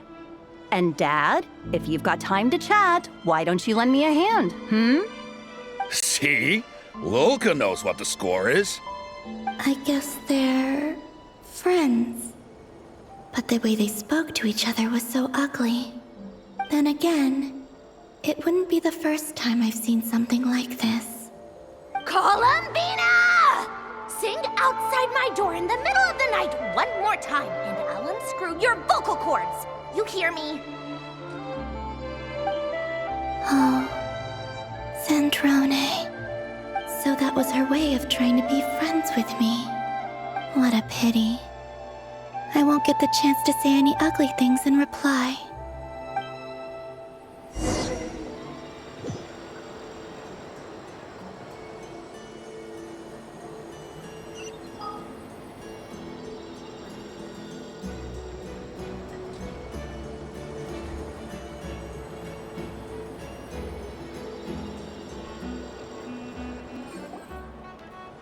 Hey, have you decided what to give her for Moon Prayer Night? I sure have. She's gonna get the surprise of her life when she's least expecting it. Then I'll whip out the ring and pop the question. The surprise of her life. What a fun turn of phrase. Cool, I get the picture. You can spare me the gushy details. Ooh, looks like we have a customer. Hello there, ma'am. Would you like some Moon Prayer Night candy? Huh? Is he talking to me? Can he see me? Here you go.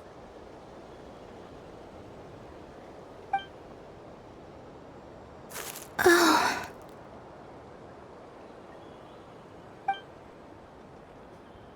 Come back anytime. Right. Now, where were we? I don't know why, but I still held out hope.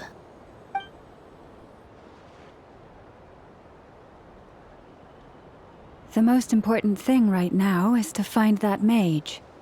This name thing seems super important too, but where do we even start looking? I'd better go pay the Fatui a visit.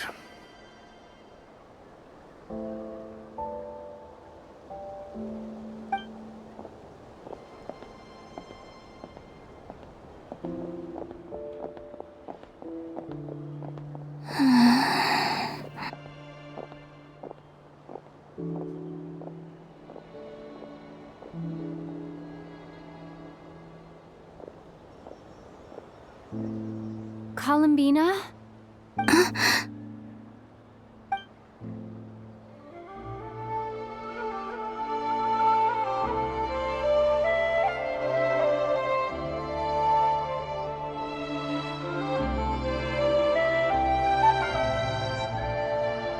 Traveler?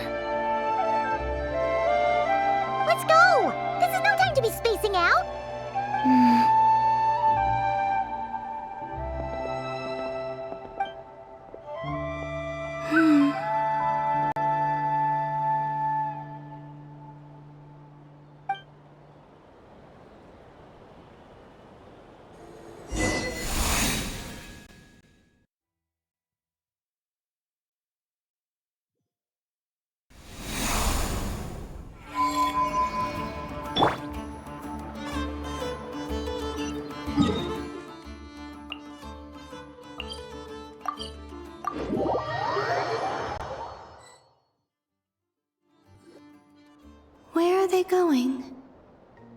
mentioned a mage and a name?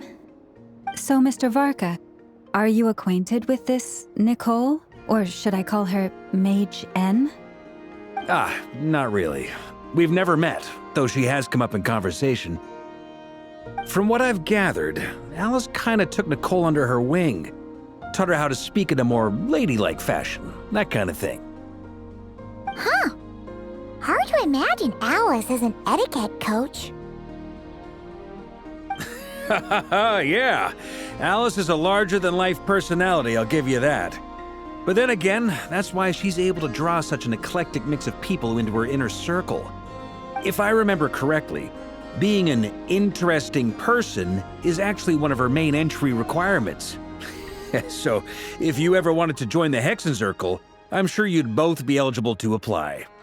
Hey! Don't go around making promises on Alice's behalf! I wouldn't dare. I'm just trying to paint a picture of the Hexenzirkel for you. Okay, sure. Anyway, since none of us have ever met Nicole, how are we supposed to find her? We can't just go up to every woman in sight and ask, "Hey, are you Nicole?" Maybe something she's wearing will give it away? Like a wind bloom pinned to her chest or something. Wait a minute. Alice never said Nicole was from Mondstadt. Oh, true.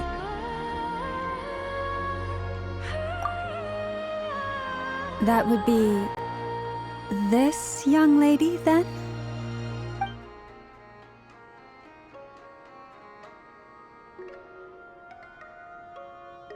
Hey there! Sorry to disturb you, but are you Miss Nicole? Varka, Knight of Boreas of the Knights of Favonius. Alice might have mentioned me before. Mm-mm. Have we got the wrong person? Sorry. Well, this is awkward. When I shook my head, I meant, no, Alice hasn't mentioned you before. Huh?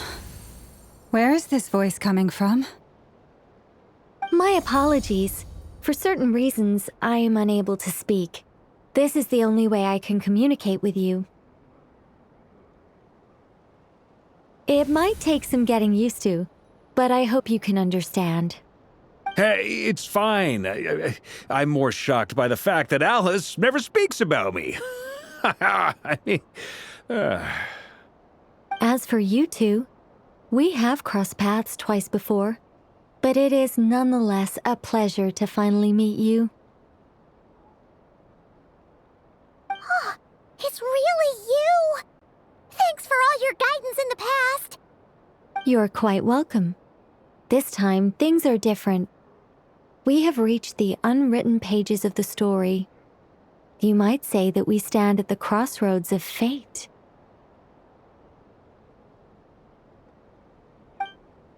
Now then, allow me to formally introduce myself. My name is... No, stop! Alice! I can't believe it! I had a whole speech prepared. I'd agonized over every single word. She always picks the worst moments to ruin other people's plans. I'm so sorry about that. Alice took the liberty of devising some bespoke self-introduction magic for each member of the Hexenzirkel. But I could have sworn I deleted all of the triggering conditions for it. How did it bypass everything? Oh gosh, this is so embarrassing. This is a very different side of Nicole than what we're used to. Is she not used to face-to-face interactions? Don't worry about it. We've seen that introduction magic once already, so it wasn't too much of a shock. Please go on, Miss Nicole. We'd love to hear what you have to say, or, well, communicate. Huh? Are they talking to this lady? But... Will you all promise to forget that horrendously embarrassing introduction? sorry, embarrassing. When?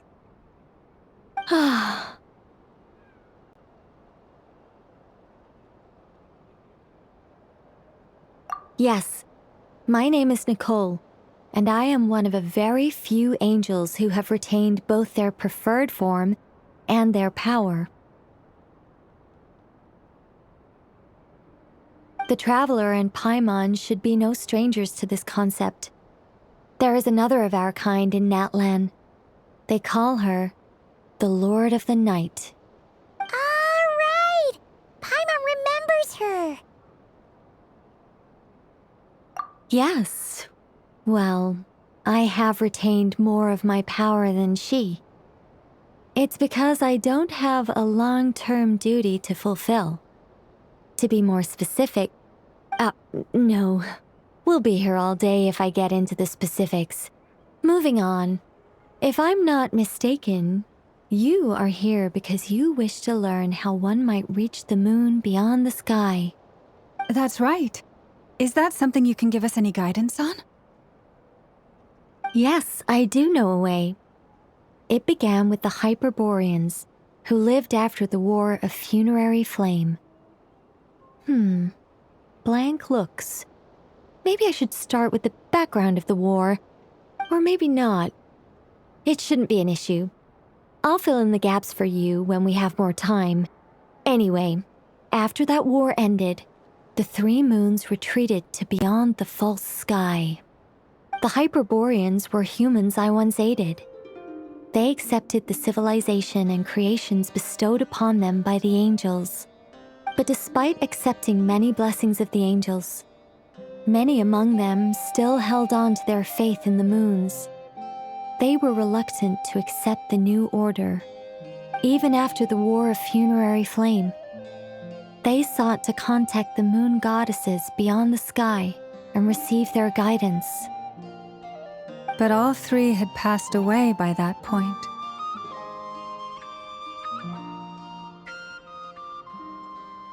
This mage has a unique method of communicating. Is she talking about the moons? Yes, but they did not know. And so, still they prayed for the moon goddess's mercy. After building titanic structures that consumed vast amounts of Kuvaki, at last they glimpsed the moons and heard their voices. But of course, they were gravely disappointed. For it was then that they realized the three moon goddesses were dead. Oh, that's such a sad story. It is. Humanity was in a very sorry state at that time.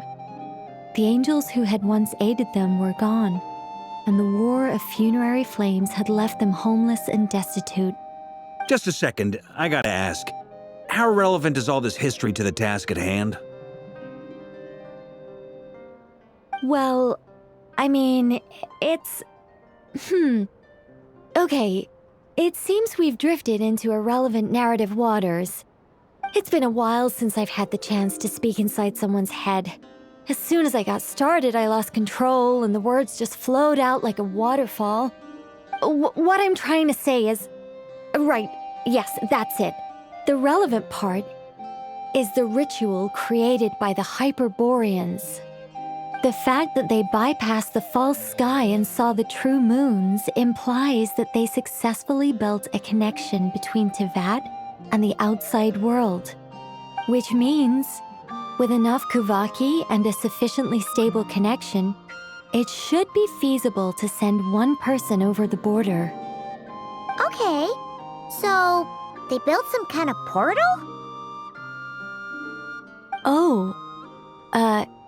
Yes. A portal.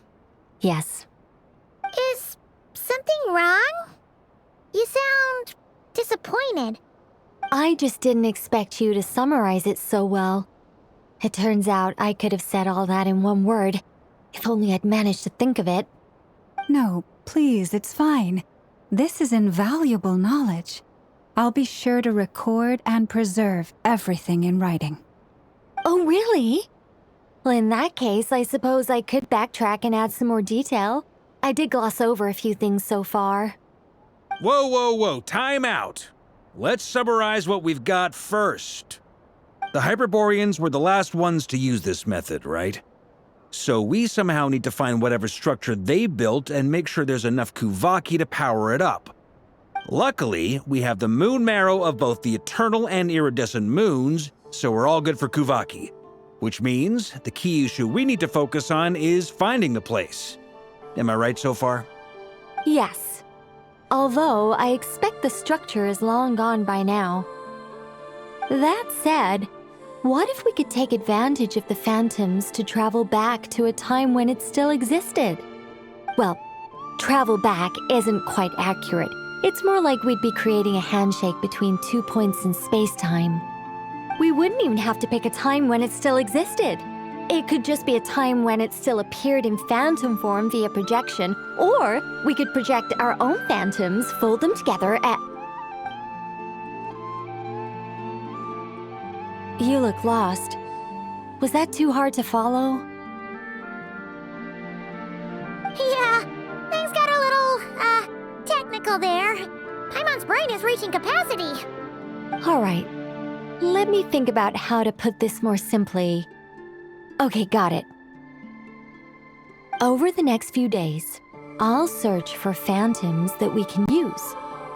Once I find one that meets the criteria, I'll let you know and we'll regroup. By completing certain rituals, specific individuals will be able to enter the phantom and make it to the Hyperborean structure. If everything checks out and it looks feasible, we'll just need to wait for Moon Prayer Night, and we can send the Moon Goddess back home. I'm really skimping on the detail here. Is this making any sense at all? I think so. For now, we'll just wait to hear from you. Yes. Basically, yes. Great. Counting on you. In the meantime, we'll focus on finding the Moon Goddess's name. My name? Are they looking for a way to stop me from disappearing? Excuse me, Miss... Go on, Miss Nicole. This conversation was a little all over the place. I didn't catch your name. I am Lauma, of the Frost Moon Scions. Ah, I did wonder. I noticed that you listened very intently when I spoke about Hyperborea and the moon's history. If you'd be interested, I'd love to visit you this evening and go through it again in greater detail. Also, if you were serious about making a record, it would be too risky to simply write down the raw details as is. I would suggest some tweaks. Maybe rewrite the stories as fairy tales or fables, perhaps even prayers. Anyway, we can cross that bridge when we come to it. So, see you later then? Oh, and no need to prepare anything. Just a cup of tea will do. See ya! She seems friendly. It's just... It's so nice to find someone who's actually willing to listen. I've been dying for a chance to finally go through all this systematically from start to finish. Any longer and I'd probably start forgetting it.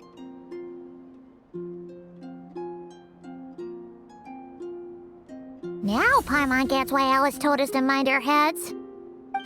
Ha ha ha ha, what did I tell you? A lot of quirky people in Alice's orbit.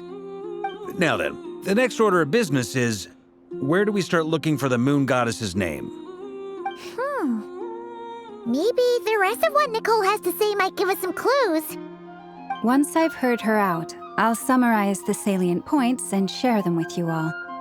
I'm also inclined to review our other documents.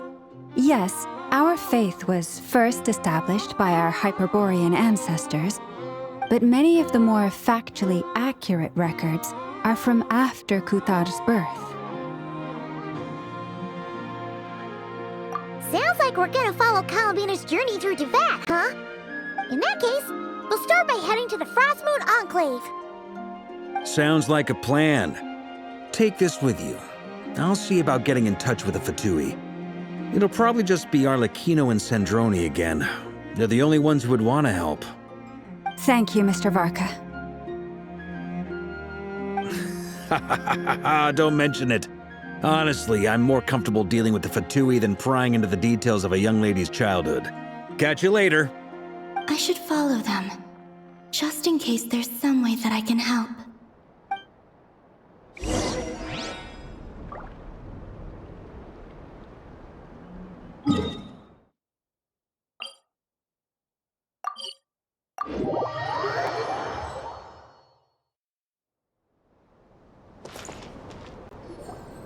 A while ago, I took the time to organize all documents in our possession that pertain to Kutar. What you see here is the material I consider reliable. You're saying there's unreliable material too? Yes. Most of the information we have was transmitted through an oral tradition. Inevitably, some of her stories were mythologized and deified over the years through countless retellings. That's why I organized them into reliable and unreliable. There's no sense seeking answers in history unless we can ensure the veracity of the historical record. Makes sense. All right, let's take a look through.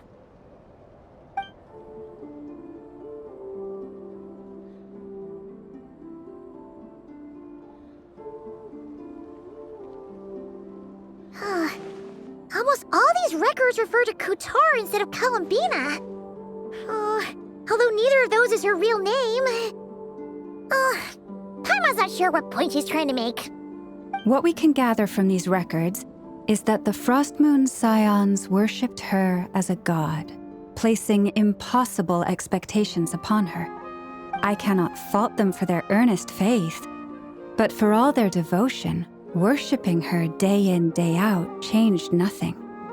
I imagine that none of it resonated with Columbina. It wouldn't surprise me if, even back then, she had already begun to reject the name Kutar and everything it represented. Lauma speaks the truth. When I heard them call upon Kutar with hope and expectation in their voices, they may as well have been calling upon somebody else.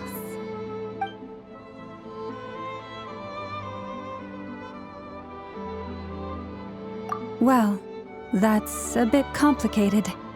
I looked at the level of detail, perceived authenticity, prose style, and how realistic their portrayal of Kutar seemed to be.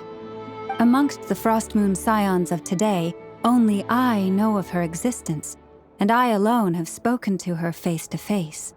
As such, I know that there are certain things she simply would never do. That being said, I have sensed some changes in her lately. Changes? Me? Seems like this is getting us nowhere. For what it's worth, why don't we check the unreliable sources too? Sure. Give me a moment.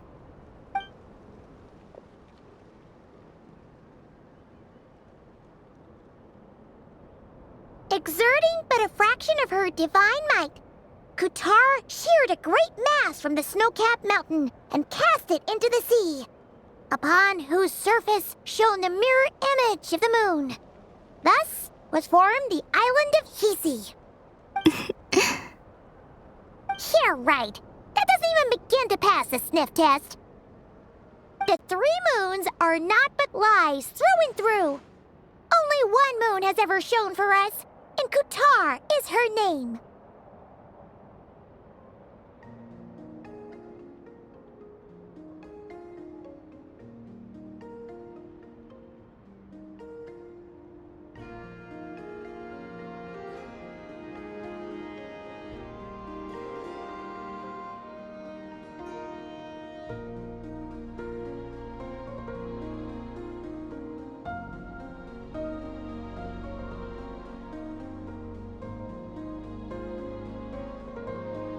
The vast majority of ancient texts are filled with fanciful tales like these. I trust you understand my criteria a little better now. Kutar did not speak, merely gazing into the distance in silence. And where her gaze landed, this was her prophecy. Clearly, whoever wrote this text never even met Kutar. Otherwise, they'd know that her eyes are always closed. What about you, Traveler? What are you reading?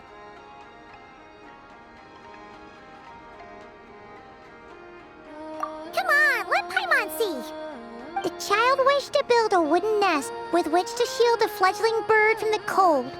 But being so young and lacking in strength, the child could not snap the branches from the trees. Qatar was passing by. Upon seeing the child, she summoned forth the Kuhenki, who built a beautiful nest for the child. I remember that. Not knowing the meaning of Qatar's divine intervention, the child dared not to respond, and thus ran home to call their parents. But Qatar was gone. The moon chanter declared the event a miracle and took the nest as a relic, placing it on high for all to see. The child was named as one favored by the goddess and was greatly respected amongst the people.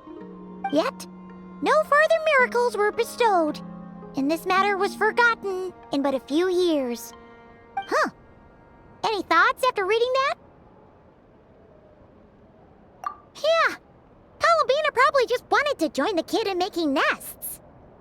Ah.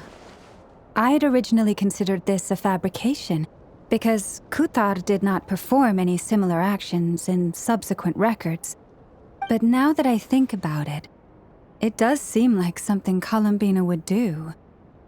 It's just that... She didn't know how other people would interpret her actions. She was probably worried about making things difficult for people. And so, she gradually stopped joining in. Yes. Oh, that's so sad.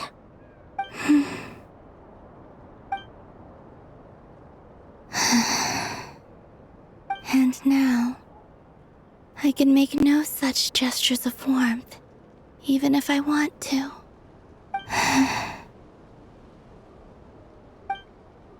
Still no name. That's a bit of a shame.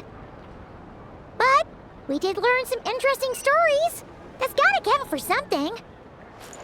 Barca said he was gonna set up a meeting with Arlecchino and Sandrone, right? Let's go back to Nasha Town and see how he's doing.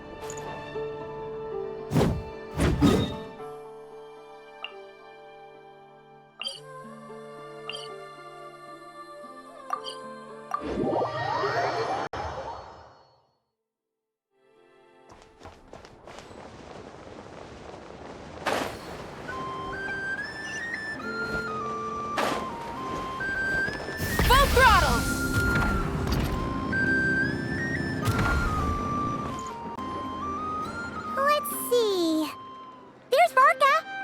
Oh, and it's Durin and Albedo too. Yeah, this is pretty much the same place we bumped into each other last time. I convinced them to stick around a little longer. We were all waiting on people, so I figured having a little company would help pass the time. Ah, so you've been waiting for us? Does this mean that you've already arranged things with the Fatui? Sure does. Now you're back, we can go meet up with them together.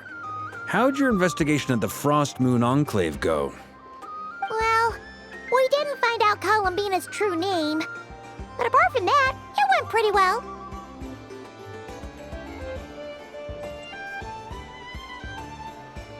Aha, just as well that I didn't tag along then.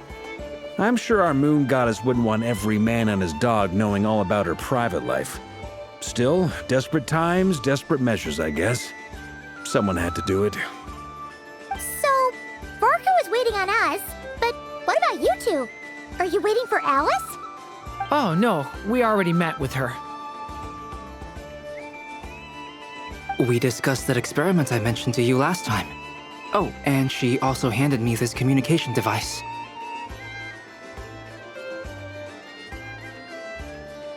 That's right. I understand she informed you about the relationship between the phantom phenomena and Tevat's borders, yes? She wants me to help her with some more experiments on that front. She said that she'll contact me through this device with more information. Ah, I see. Following instructions and making observations. Pretty common research method.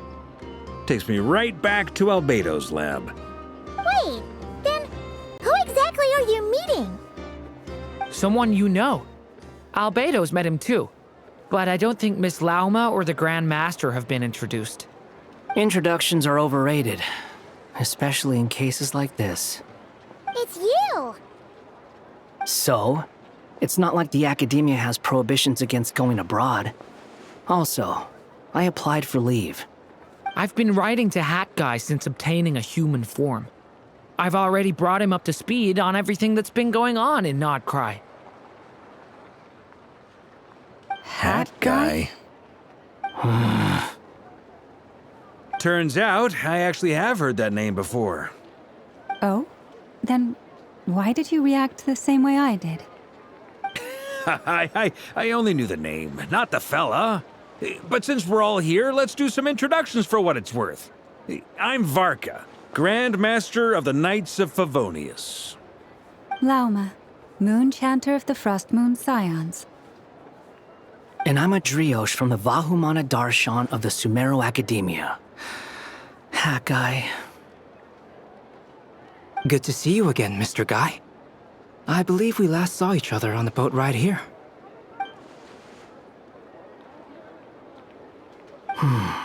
Mind you, the only reason I came here is because there's someone I want to look into. Who's that? The Doctor, also known as Dottore, second of the Fatui Harbingers.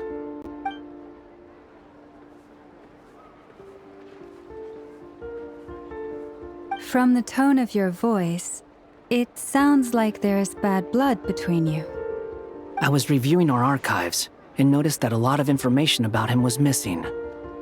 Left a bad taste in my mouth. That's all there is to it. Dottore, or Zondik, as he was then known, once studied at the Academia, but he got kicked out before he could graduate.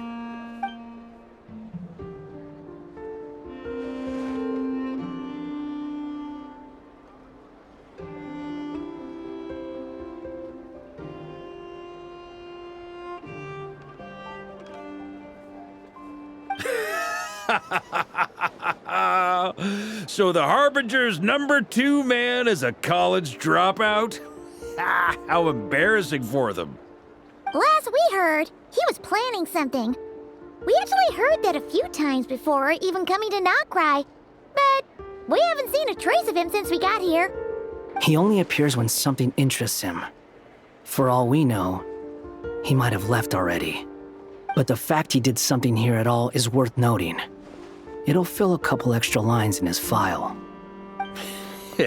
Why does it sound less like a file you're writing and more like a criminal record? Anyway, we were just about to meet 2 of the other Harbingers. Want to come along? You might learn a thing or two about him there. Sure. Even though they're Harbingers, well, they're old acquaintances of ours, so, you know, when you talk to them, try to be... I got it. The Frost Moon Scion's relations with the Fatui remain tense. Forgive me if I do not attend. In that case, we'll continue assisting Miss Alice with her experiments. Good stuff. Everyone's having a fruitful time. All right, we better get going. I'll lead the way.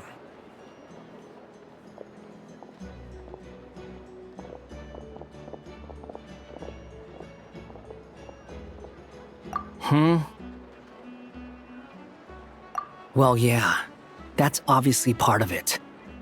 But I'm not the only one who has a score to settle with him. Neither you, nor Lesser Lord Kusanali, nor I want to see him meddling with things again. What's the hurry? Don't worry. Pigeons always know which way home is.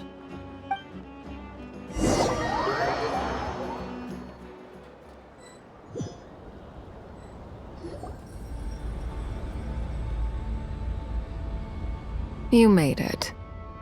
Who is this? A scholar from Sumeru. They call him Hat Guy. He's an old friend of the Travelers. Wait, this is the Academia representative you wrote about? He doesn't exactly look the part. I believe this will prove my identity. You'll notice it bears the seal of the Sanctuary of Surasthana. Well, what do you know? So it does. All right then. My mistake. It's fine. I expected as much. What? So as I mentioned in my letter, the Academia's got its eyes on Dottore. But this matter remains top secret. Apart from those assisting in the investigation, the fewer people who know, the better. If anyone asks, I'm here in Nocturne to pursue my personal academic interests. Gotta say, Barca, you did pretty well to keep all this under wraps for so long. Sounds like you got in touch with the Academia about this way back. Haha, you flatter me. Where do I even start? Remember that time we fought Rerir at Star Sand Shoal? He sure let me have it then, didn't he? I'll bet Dottore had that all sketched out, with me as his convenient little pawn. He could not care less about us if he tried, but hey! The feeling's mutual. Does Dottore really strike you as the sort who values his relationships with his colleagues? Fair point. Definitely not. Which is why I always keep my guard up whenever he starts making suspicious moves. To that extent, our motivations align. On top of which, I consider you trustworthy people. Now, back on topic. In the wake of the Reikir of Solnari episode, Sandrone and I grew suspicious about Dottore's complete inaction during the entire affair. So we tried to find out what he'd been up to, but unfortunately to no avail. He never lets anyone in on his plans. The more he cares about something, the more secretive he gets. Indeed. Perhaps he believes that by keeping a low profile, he can avoid trouble. But that trick isn't going to work on his colleagues. Yeah, I mean, he's been researching the ancient moon's remnants. And he's been trying to get his paws on the moon marrows. Only an idiot would believe he doesn't have something more planned. With this in mind, I returned to Snezhnaya and relayed my thoughts to Her Majesty the Tsaritsa, entreating her to have him recalled. That's pretty direct. Did the Tsaritsa agree? Yes. I made it abundantly clear that the Fatui's business in Nocturne is almost concluded, and we do not need 3 harbingers in this territory. Her Majesty concurred. Accordingly, Dottore has returned at her orders.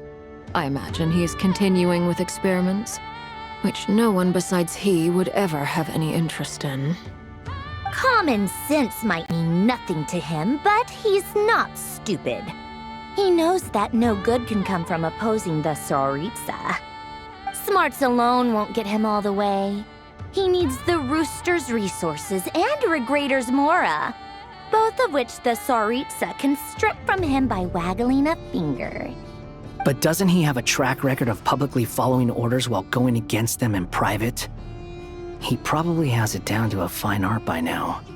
Wouldn't put it past him. We worked together on a research project once. Only briefly, but it was enough to show me that we're fundamentally different people. He has no interest in doing things methodically, stage by stage. His thoughts jump all over the place, and the moment his curiosity is satisfied, or he gets the results he wants, he disappears. The only similarity we share is that, once we set our minds on doing something, we will see it done, whatever it takes. Oh, we definitely saw some of that in your battle with Rerir. You got so competitive. Ugh, do not remind me. Then I believe we all concur. Dottore will not simply give up. Fantastic. Now this is turning into a whole day of unpleasant memories. Ugh. Are you talking about the moon marrow stuff? He also strikes me as the kind of person to disregard experimental regulations, ruin all the equipment, and go way over budget. Then leave the first person he can find to deal with the fallout. Exactly. This one time, he was running some high-temperature experiment and the substance exploded. But does he care? No. He orders his subordinates to open the device so he can observe the results, which causes the gas inside to leak out. That gas was poisonous!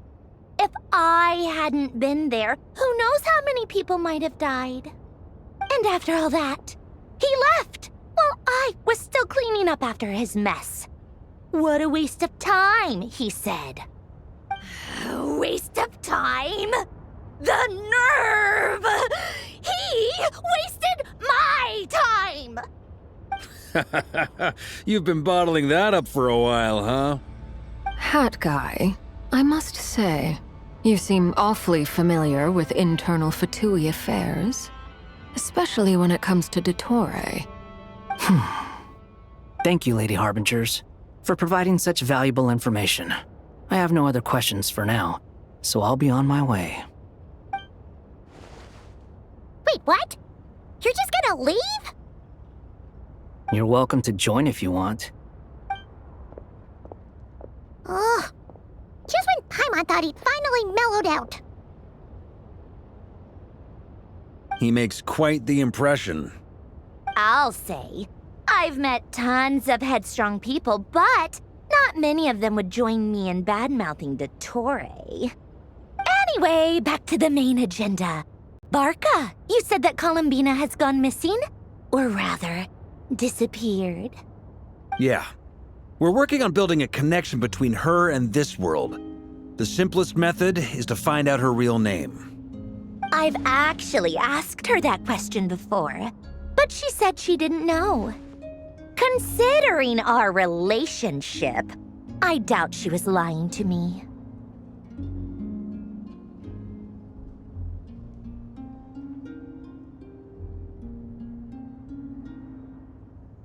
As far as I recall, she was never dispatched by Her Majesty to claim a gnosis or anything like that. The Tsaritsa's plans had long contained a place specifically for her. I always thought that was weird. What could she do that the rest of us couldn't? Knowing what we do now, it's probably something related to Kavaki, right? More than likely. When she first arrived, Columbina would often go to Her Majesty and ask when she could start the task assigned to her. But Her Majesty always gave the same reply. The time has not yet come. So she spent her days in Snezhnaya doing basically nothing. The Tsaritsa has summoned a beautiful blind maiden to be a harbinger, giving her the third seat by virtue only of her enchanting voice. It was a dumb and stupid rumor, but the reality of the situation made it hard to refute. And what happened after that? I imagine she stopped caring.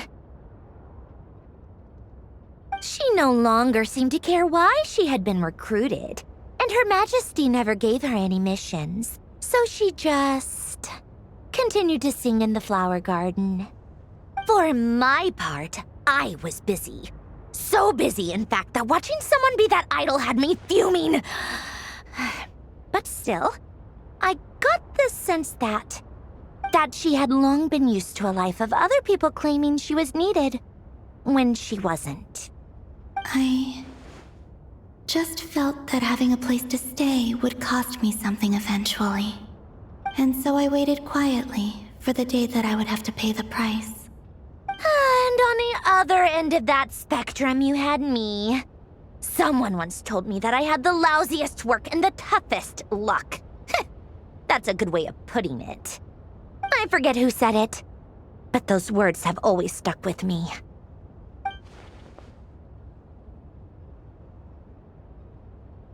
But you've done your job exceptionally well all this time. Because at heart, you are a conscientious person. What is it? Something come to mind?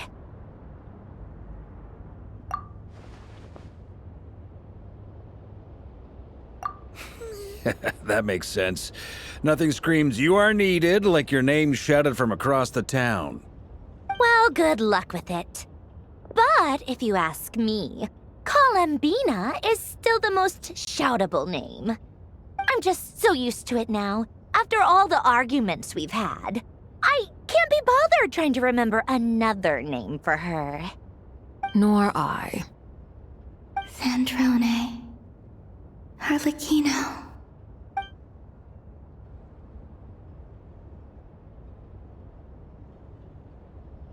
Huh! It's a Sealy! Ladies, I thank you for your hospitality. If the chance ever comes up, I definitely owe you both a drink sometime. I'm sure it will.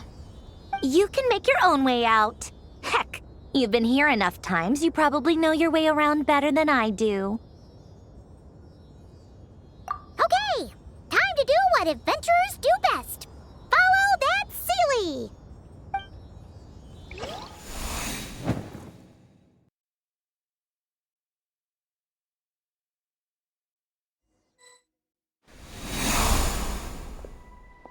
Here you are.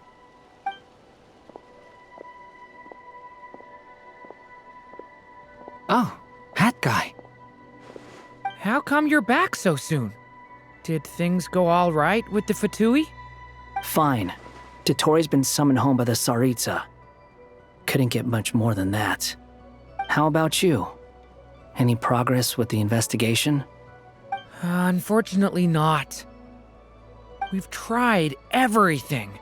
Different phantoms, different locations, different points in history. But the results were the same each time. Abyssal monsters roaming the land. People crying out in despair, with no hope of being rescued. Every time I see it, I can't help but think, is this what it was like in Mondstadt when Dragonspine Durin attacked?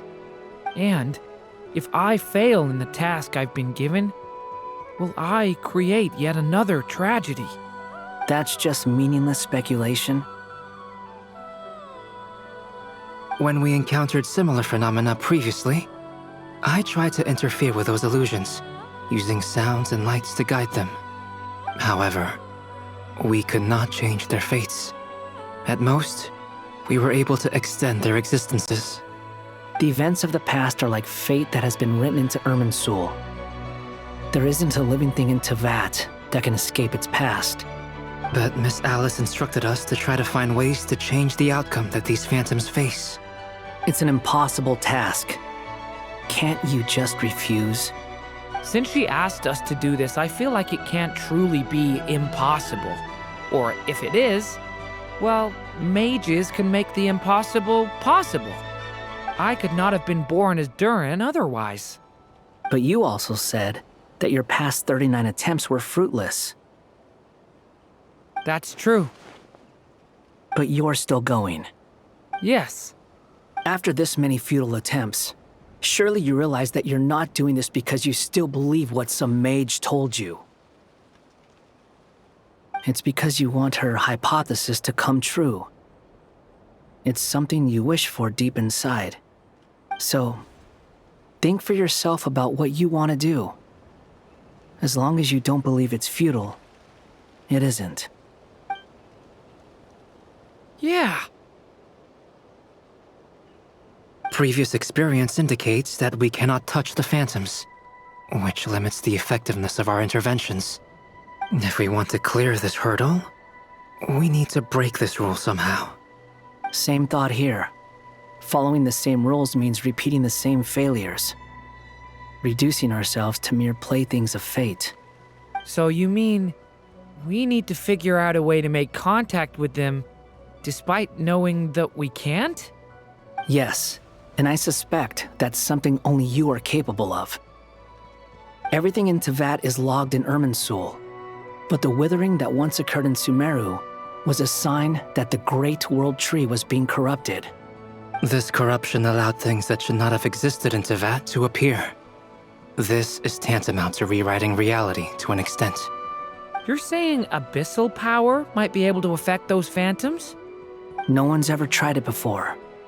If you're gonna try it, it'll take courage.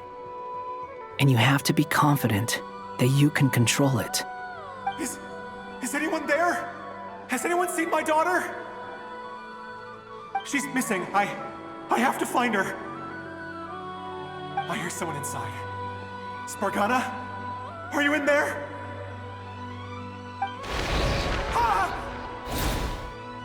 If I can use my abyssal powers to warn him that there is danger here, maybe it'll change his decision.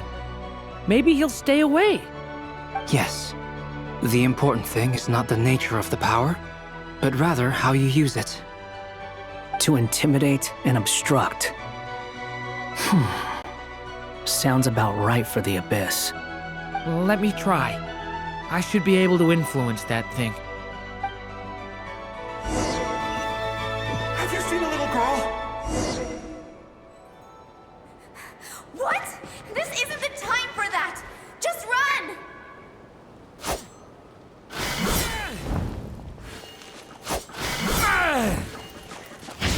I hear someone inside. Spargana? Were you in there?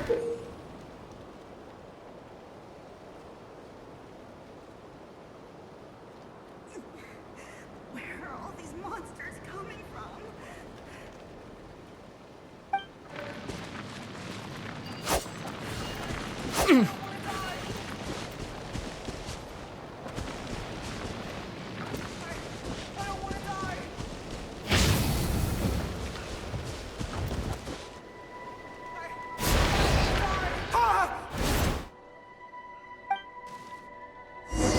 Have you seen a little girl?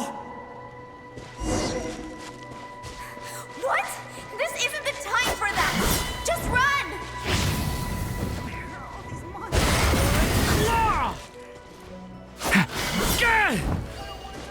I hear someone inside. Spargana? Are you in there? What is this? Looks dangerous. I should get out of here.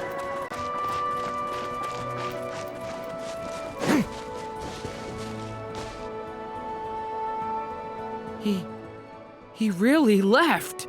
Ha! We did it! Don't celebrate too soon. Follow him. See what he does next.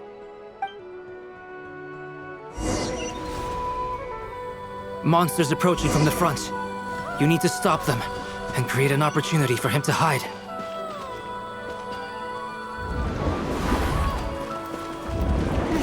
There's monsters ahead.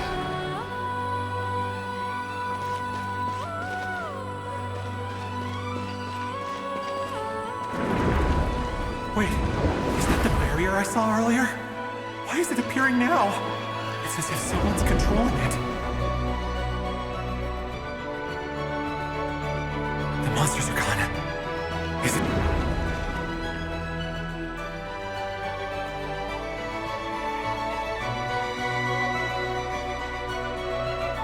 The barrier's gone too.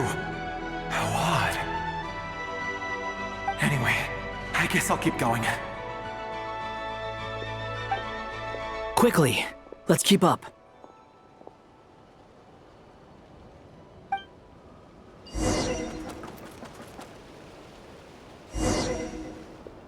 Wait, there was someone else here? Don't go any further. We've got anti-monster traps laid out everywhere. But my daughter must just be up ahead. I have to go. This way's blocked.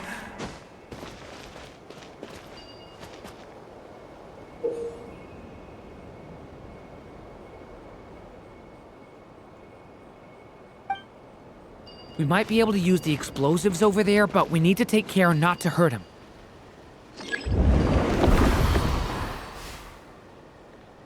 I'll use the barrier to keep him at a safe distance. This barrier seems to be helping me somehow. Hey, wake up! Oh, no good. Gotta keep moving ahead.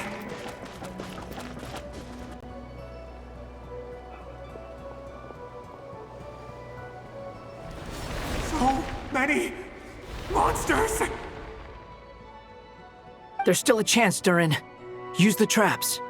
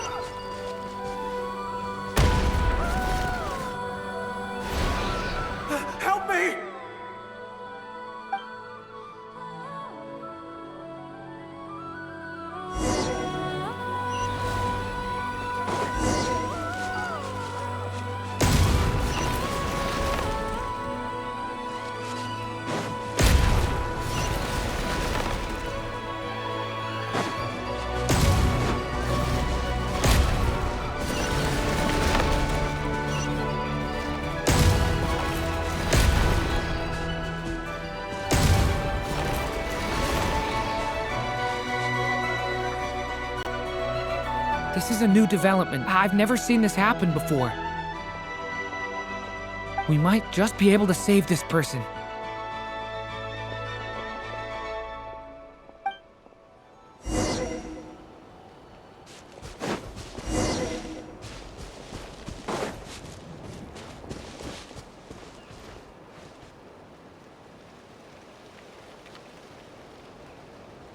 Hello there.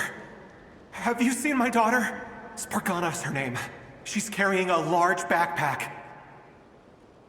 Get out while you still can, you fool. You won't find any survivors here. But I can't just leave her here. She must be so scared right now. Sorry. Wish I could help, but I haven't seen her. You'll just have to keep looking.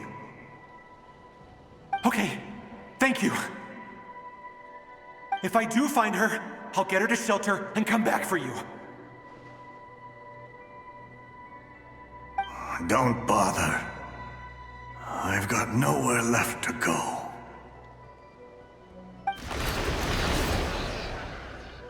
What's that noise? Monster! No, if he goes inside, he'll be walking into a trap. Let's try this once more. This time, we have to stop him.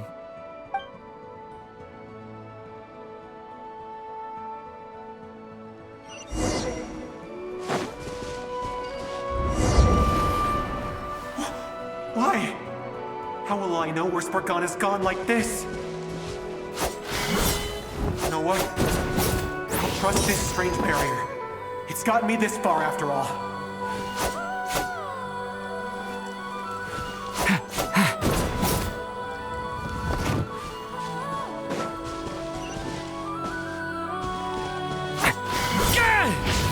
Spargana, are you there?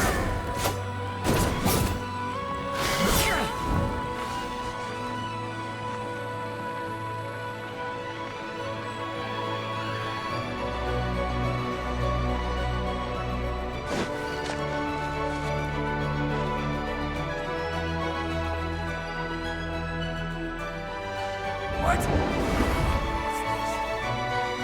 Hey! Let us out!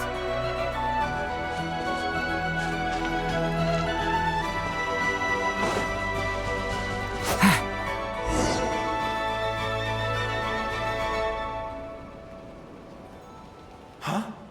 That looks like one of my daughter's books! Thank you. Thank you! Yes, it's one of hers for sure. That's her name on it right there. She left her backpack here.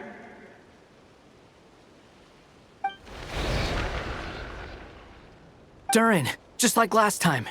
Use the explosives.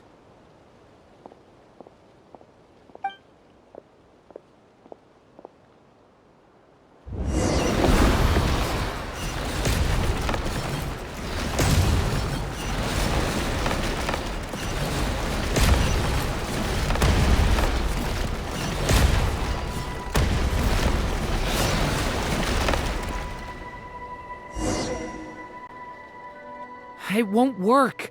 There's not enough left. If he makes it in, he'll die.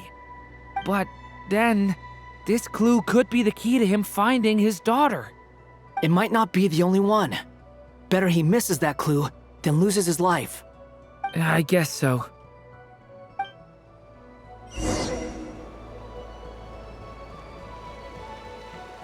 Stop him, Durin. We can't let him get any further in. That's my daughter's book! She's passed this way! Why? Why won't you let me go in? I've searched and searched and searched just for this! But how will I find her without any clues?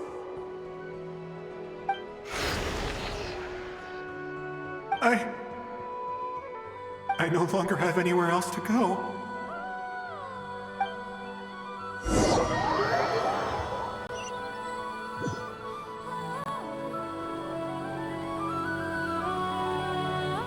I'm sorry. I'm so sorry. He refuses to go anywhere else. Whether he opens this door or not, all that awaits him now is death. We couldn't change his fate. Albedo? Hat guy?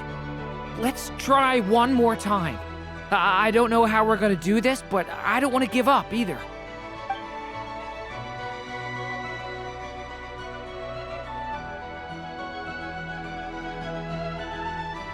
Why am I here? What's going on? All these scenes running through my head. Where are they from? Huh? What's going on? His reactions have changed. How many times have I... What's happening to me? Huh? Wait, who are you? You can see us now?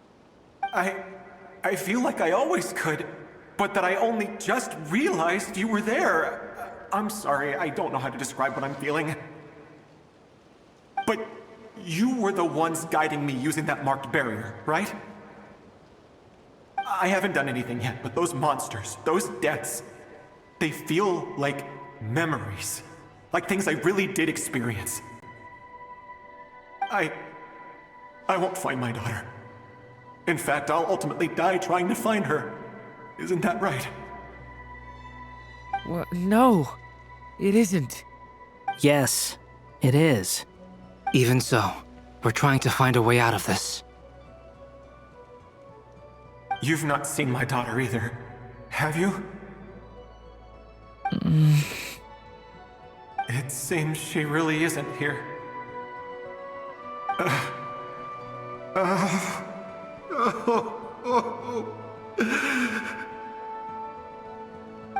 I'm sorry we couldn't help you.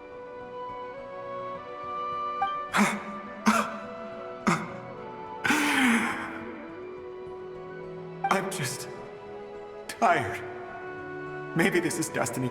Maybe it doesn't matter how hard I search. How long do I have left? Experience says 15 to 20 minutes. 15 to 20. Thank you for all your help. Let's rest a while. You look exhausted too. Now's not the time for you to start pitying us. It's not pity. I'm just realizing that I've only got 10 or so minutes left. You know?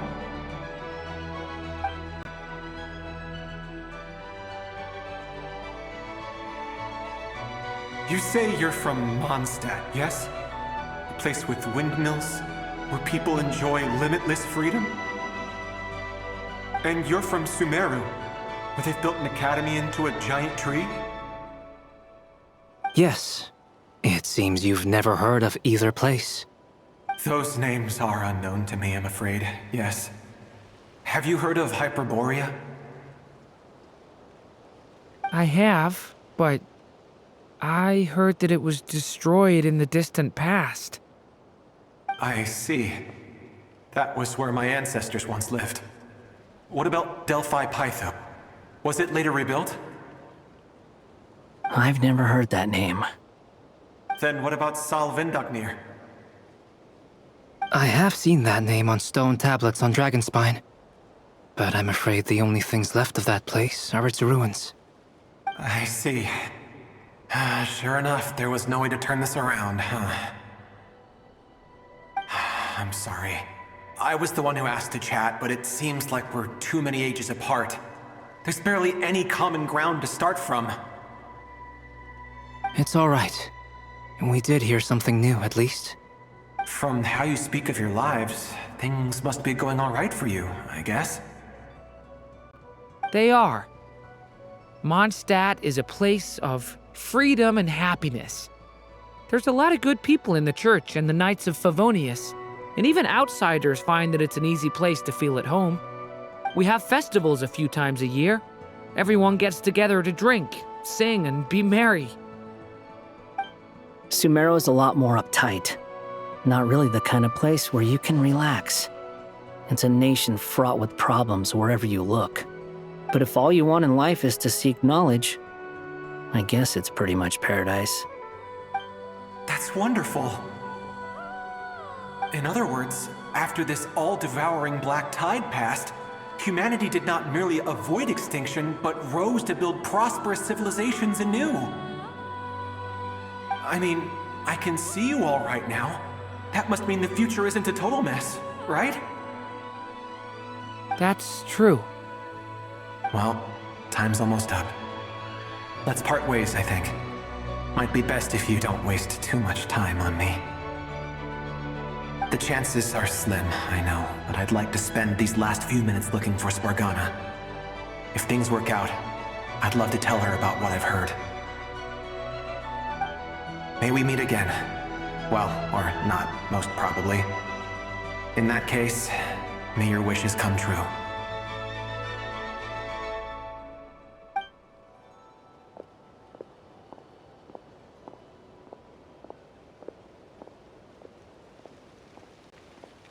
He's gone. In a few minutes, he will meet the end that was his to begin with. The ending of this tale did not change, but I believe that we've just made the most progress we have yet. May your wishes come true. If only it were so simple. Hat guy, could I ask you a question? You've never talked about your past. It seems complicated, and it weighs heavily on you, too. Would you be willing to tell me about it? I mean, sometimes it's better to get things out in the open. Take that guy we try to help, for instance. At least he said goodbye with a smile, right? I know about Albedo's past. Our experiences are very similar, and he created me. As for you, you're my first friend, and you've witnessed every step I've taken. But by comparison, I know nothing about you. Either way, I mean, we're still best friends. But if I knew more about you, I might understand your thoughts a bit better. I've told you about myself. I'm a student at the academia. And what did you do before that? Prepared for the entrance exam? All right. If you really don't want to talk about it, I won't press you any further. I was a puppet built from the branches of a white tree, using technology left behind by the Conrian schools of mechanical engineering. A white tree? You mean an Irminsul tree? Yes, a branch of Irminsul that was once connected to the main tree. So you had a human creator too? Yeah, but my creator abandoned me after deciding that I was a failure. After that,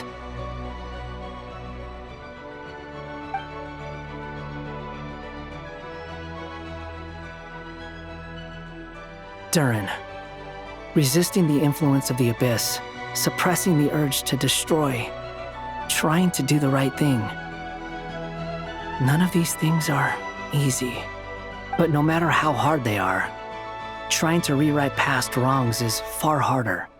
You asked me if you would create a new tragedy if you failed. I told you there was no point speculating about that, but the real answer is, yes, you absolutely will. Hat guy. But at least you've got people here to help steer you away from the wrong path. So, just keep aiming towards the light. I will. I promise. All right, break time's over. Hello? Durin speaking. Hello, friends, it's me. What have you been up to, I'm detecting some unmistakable fluctuations here at the border.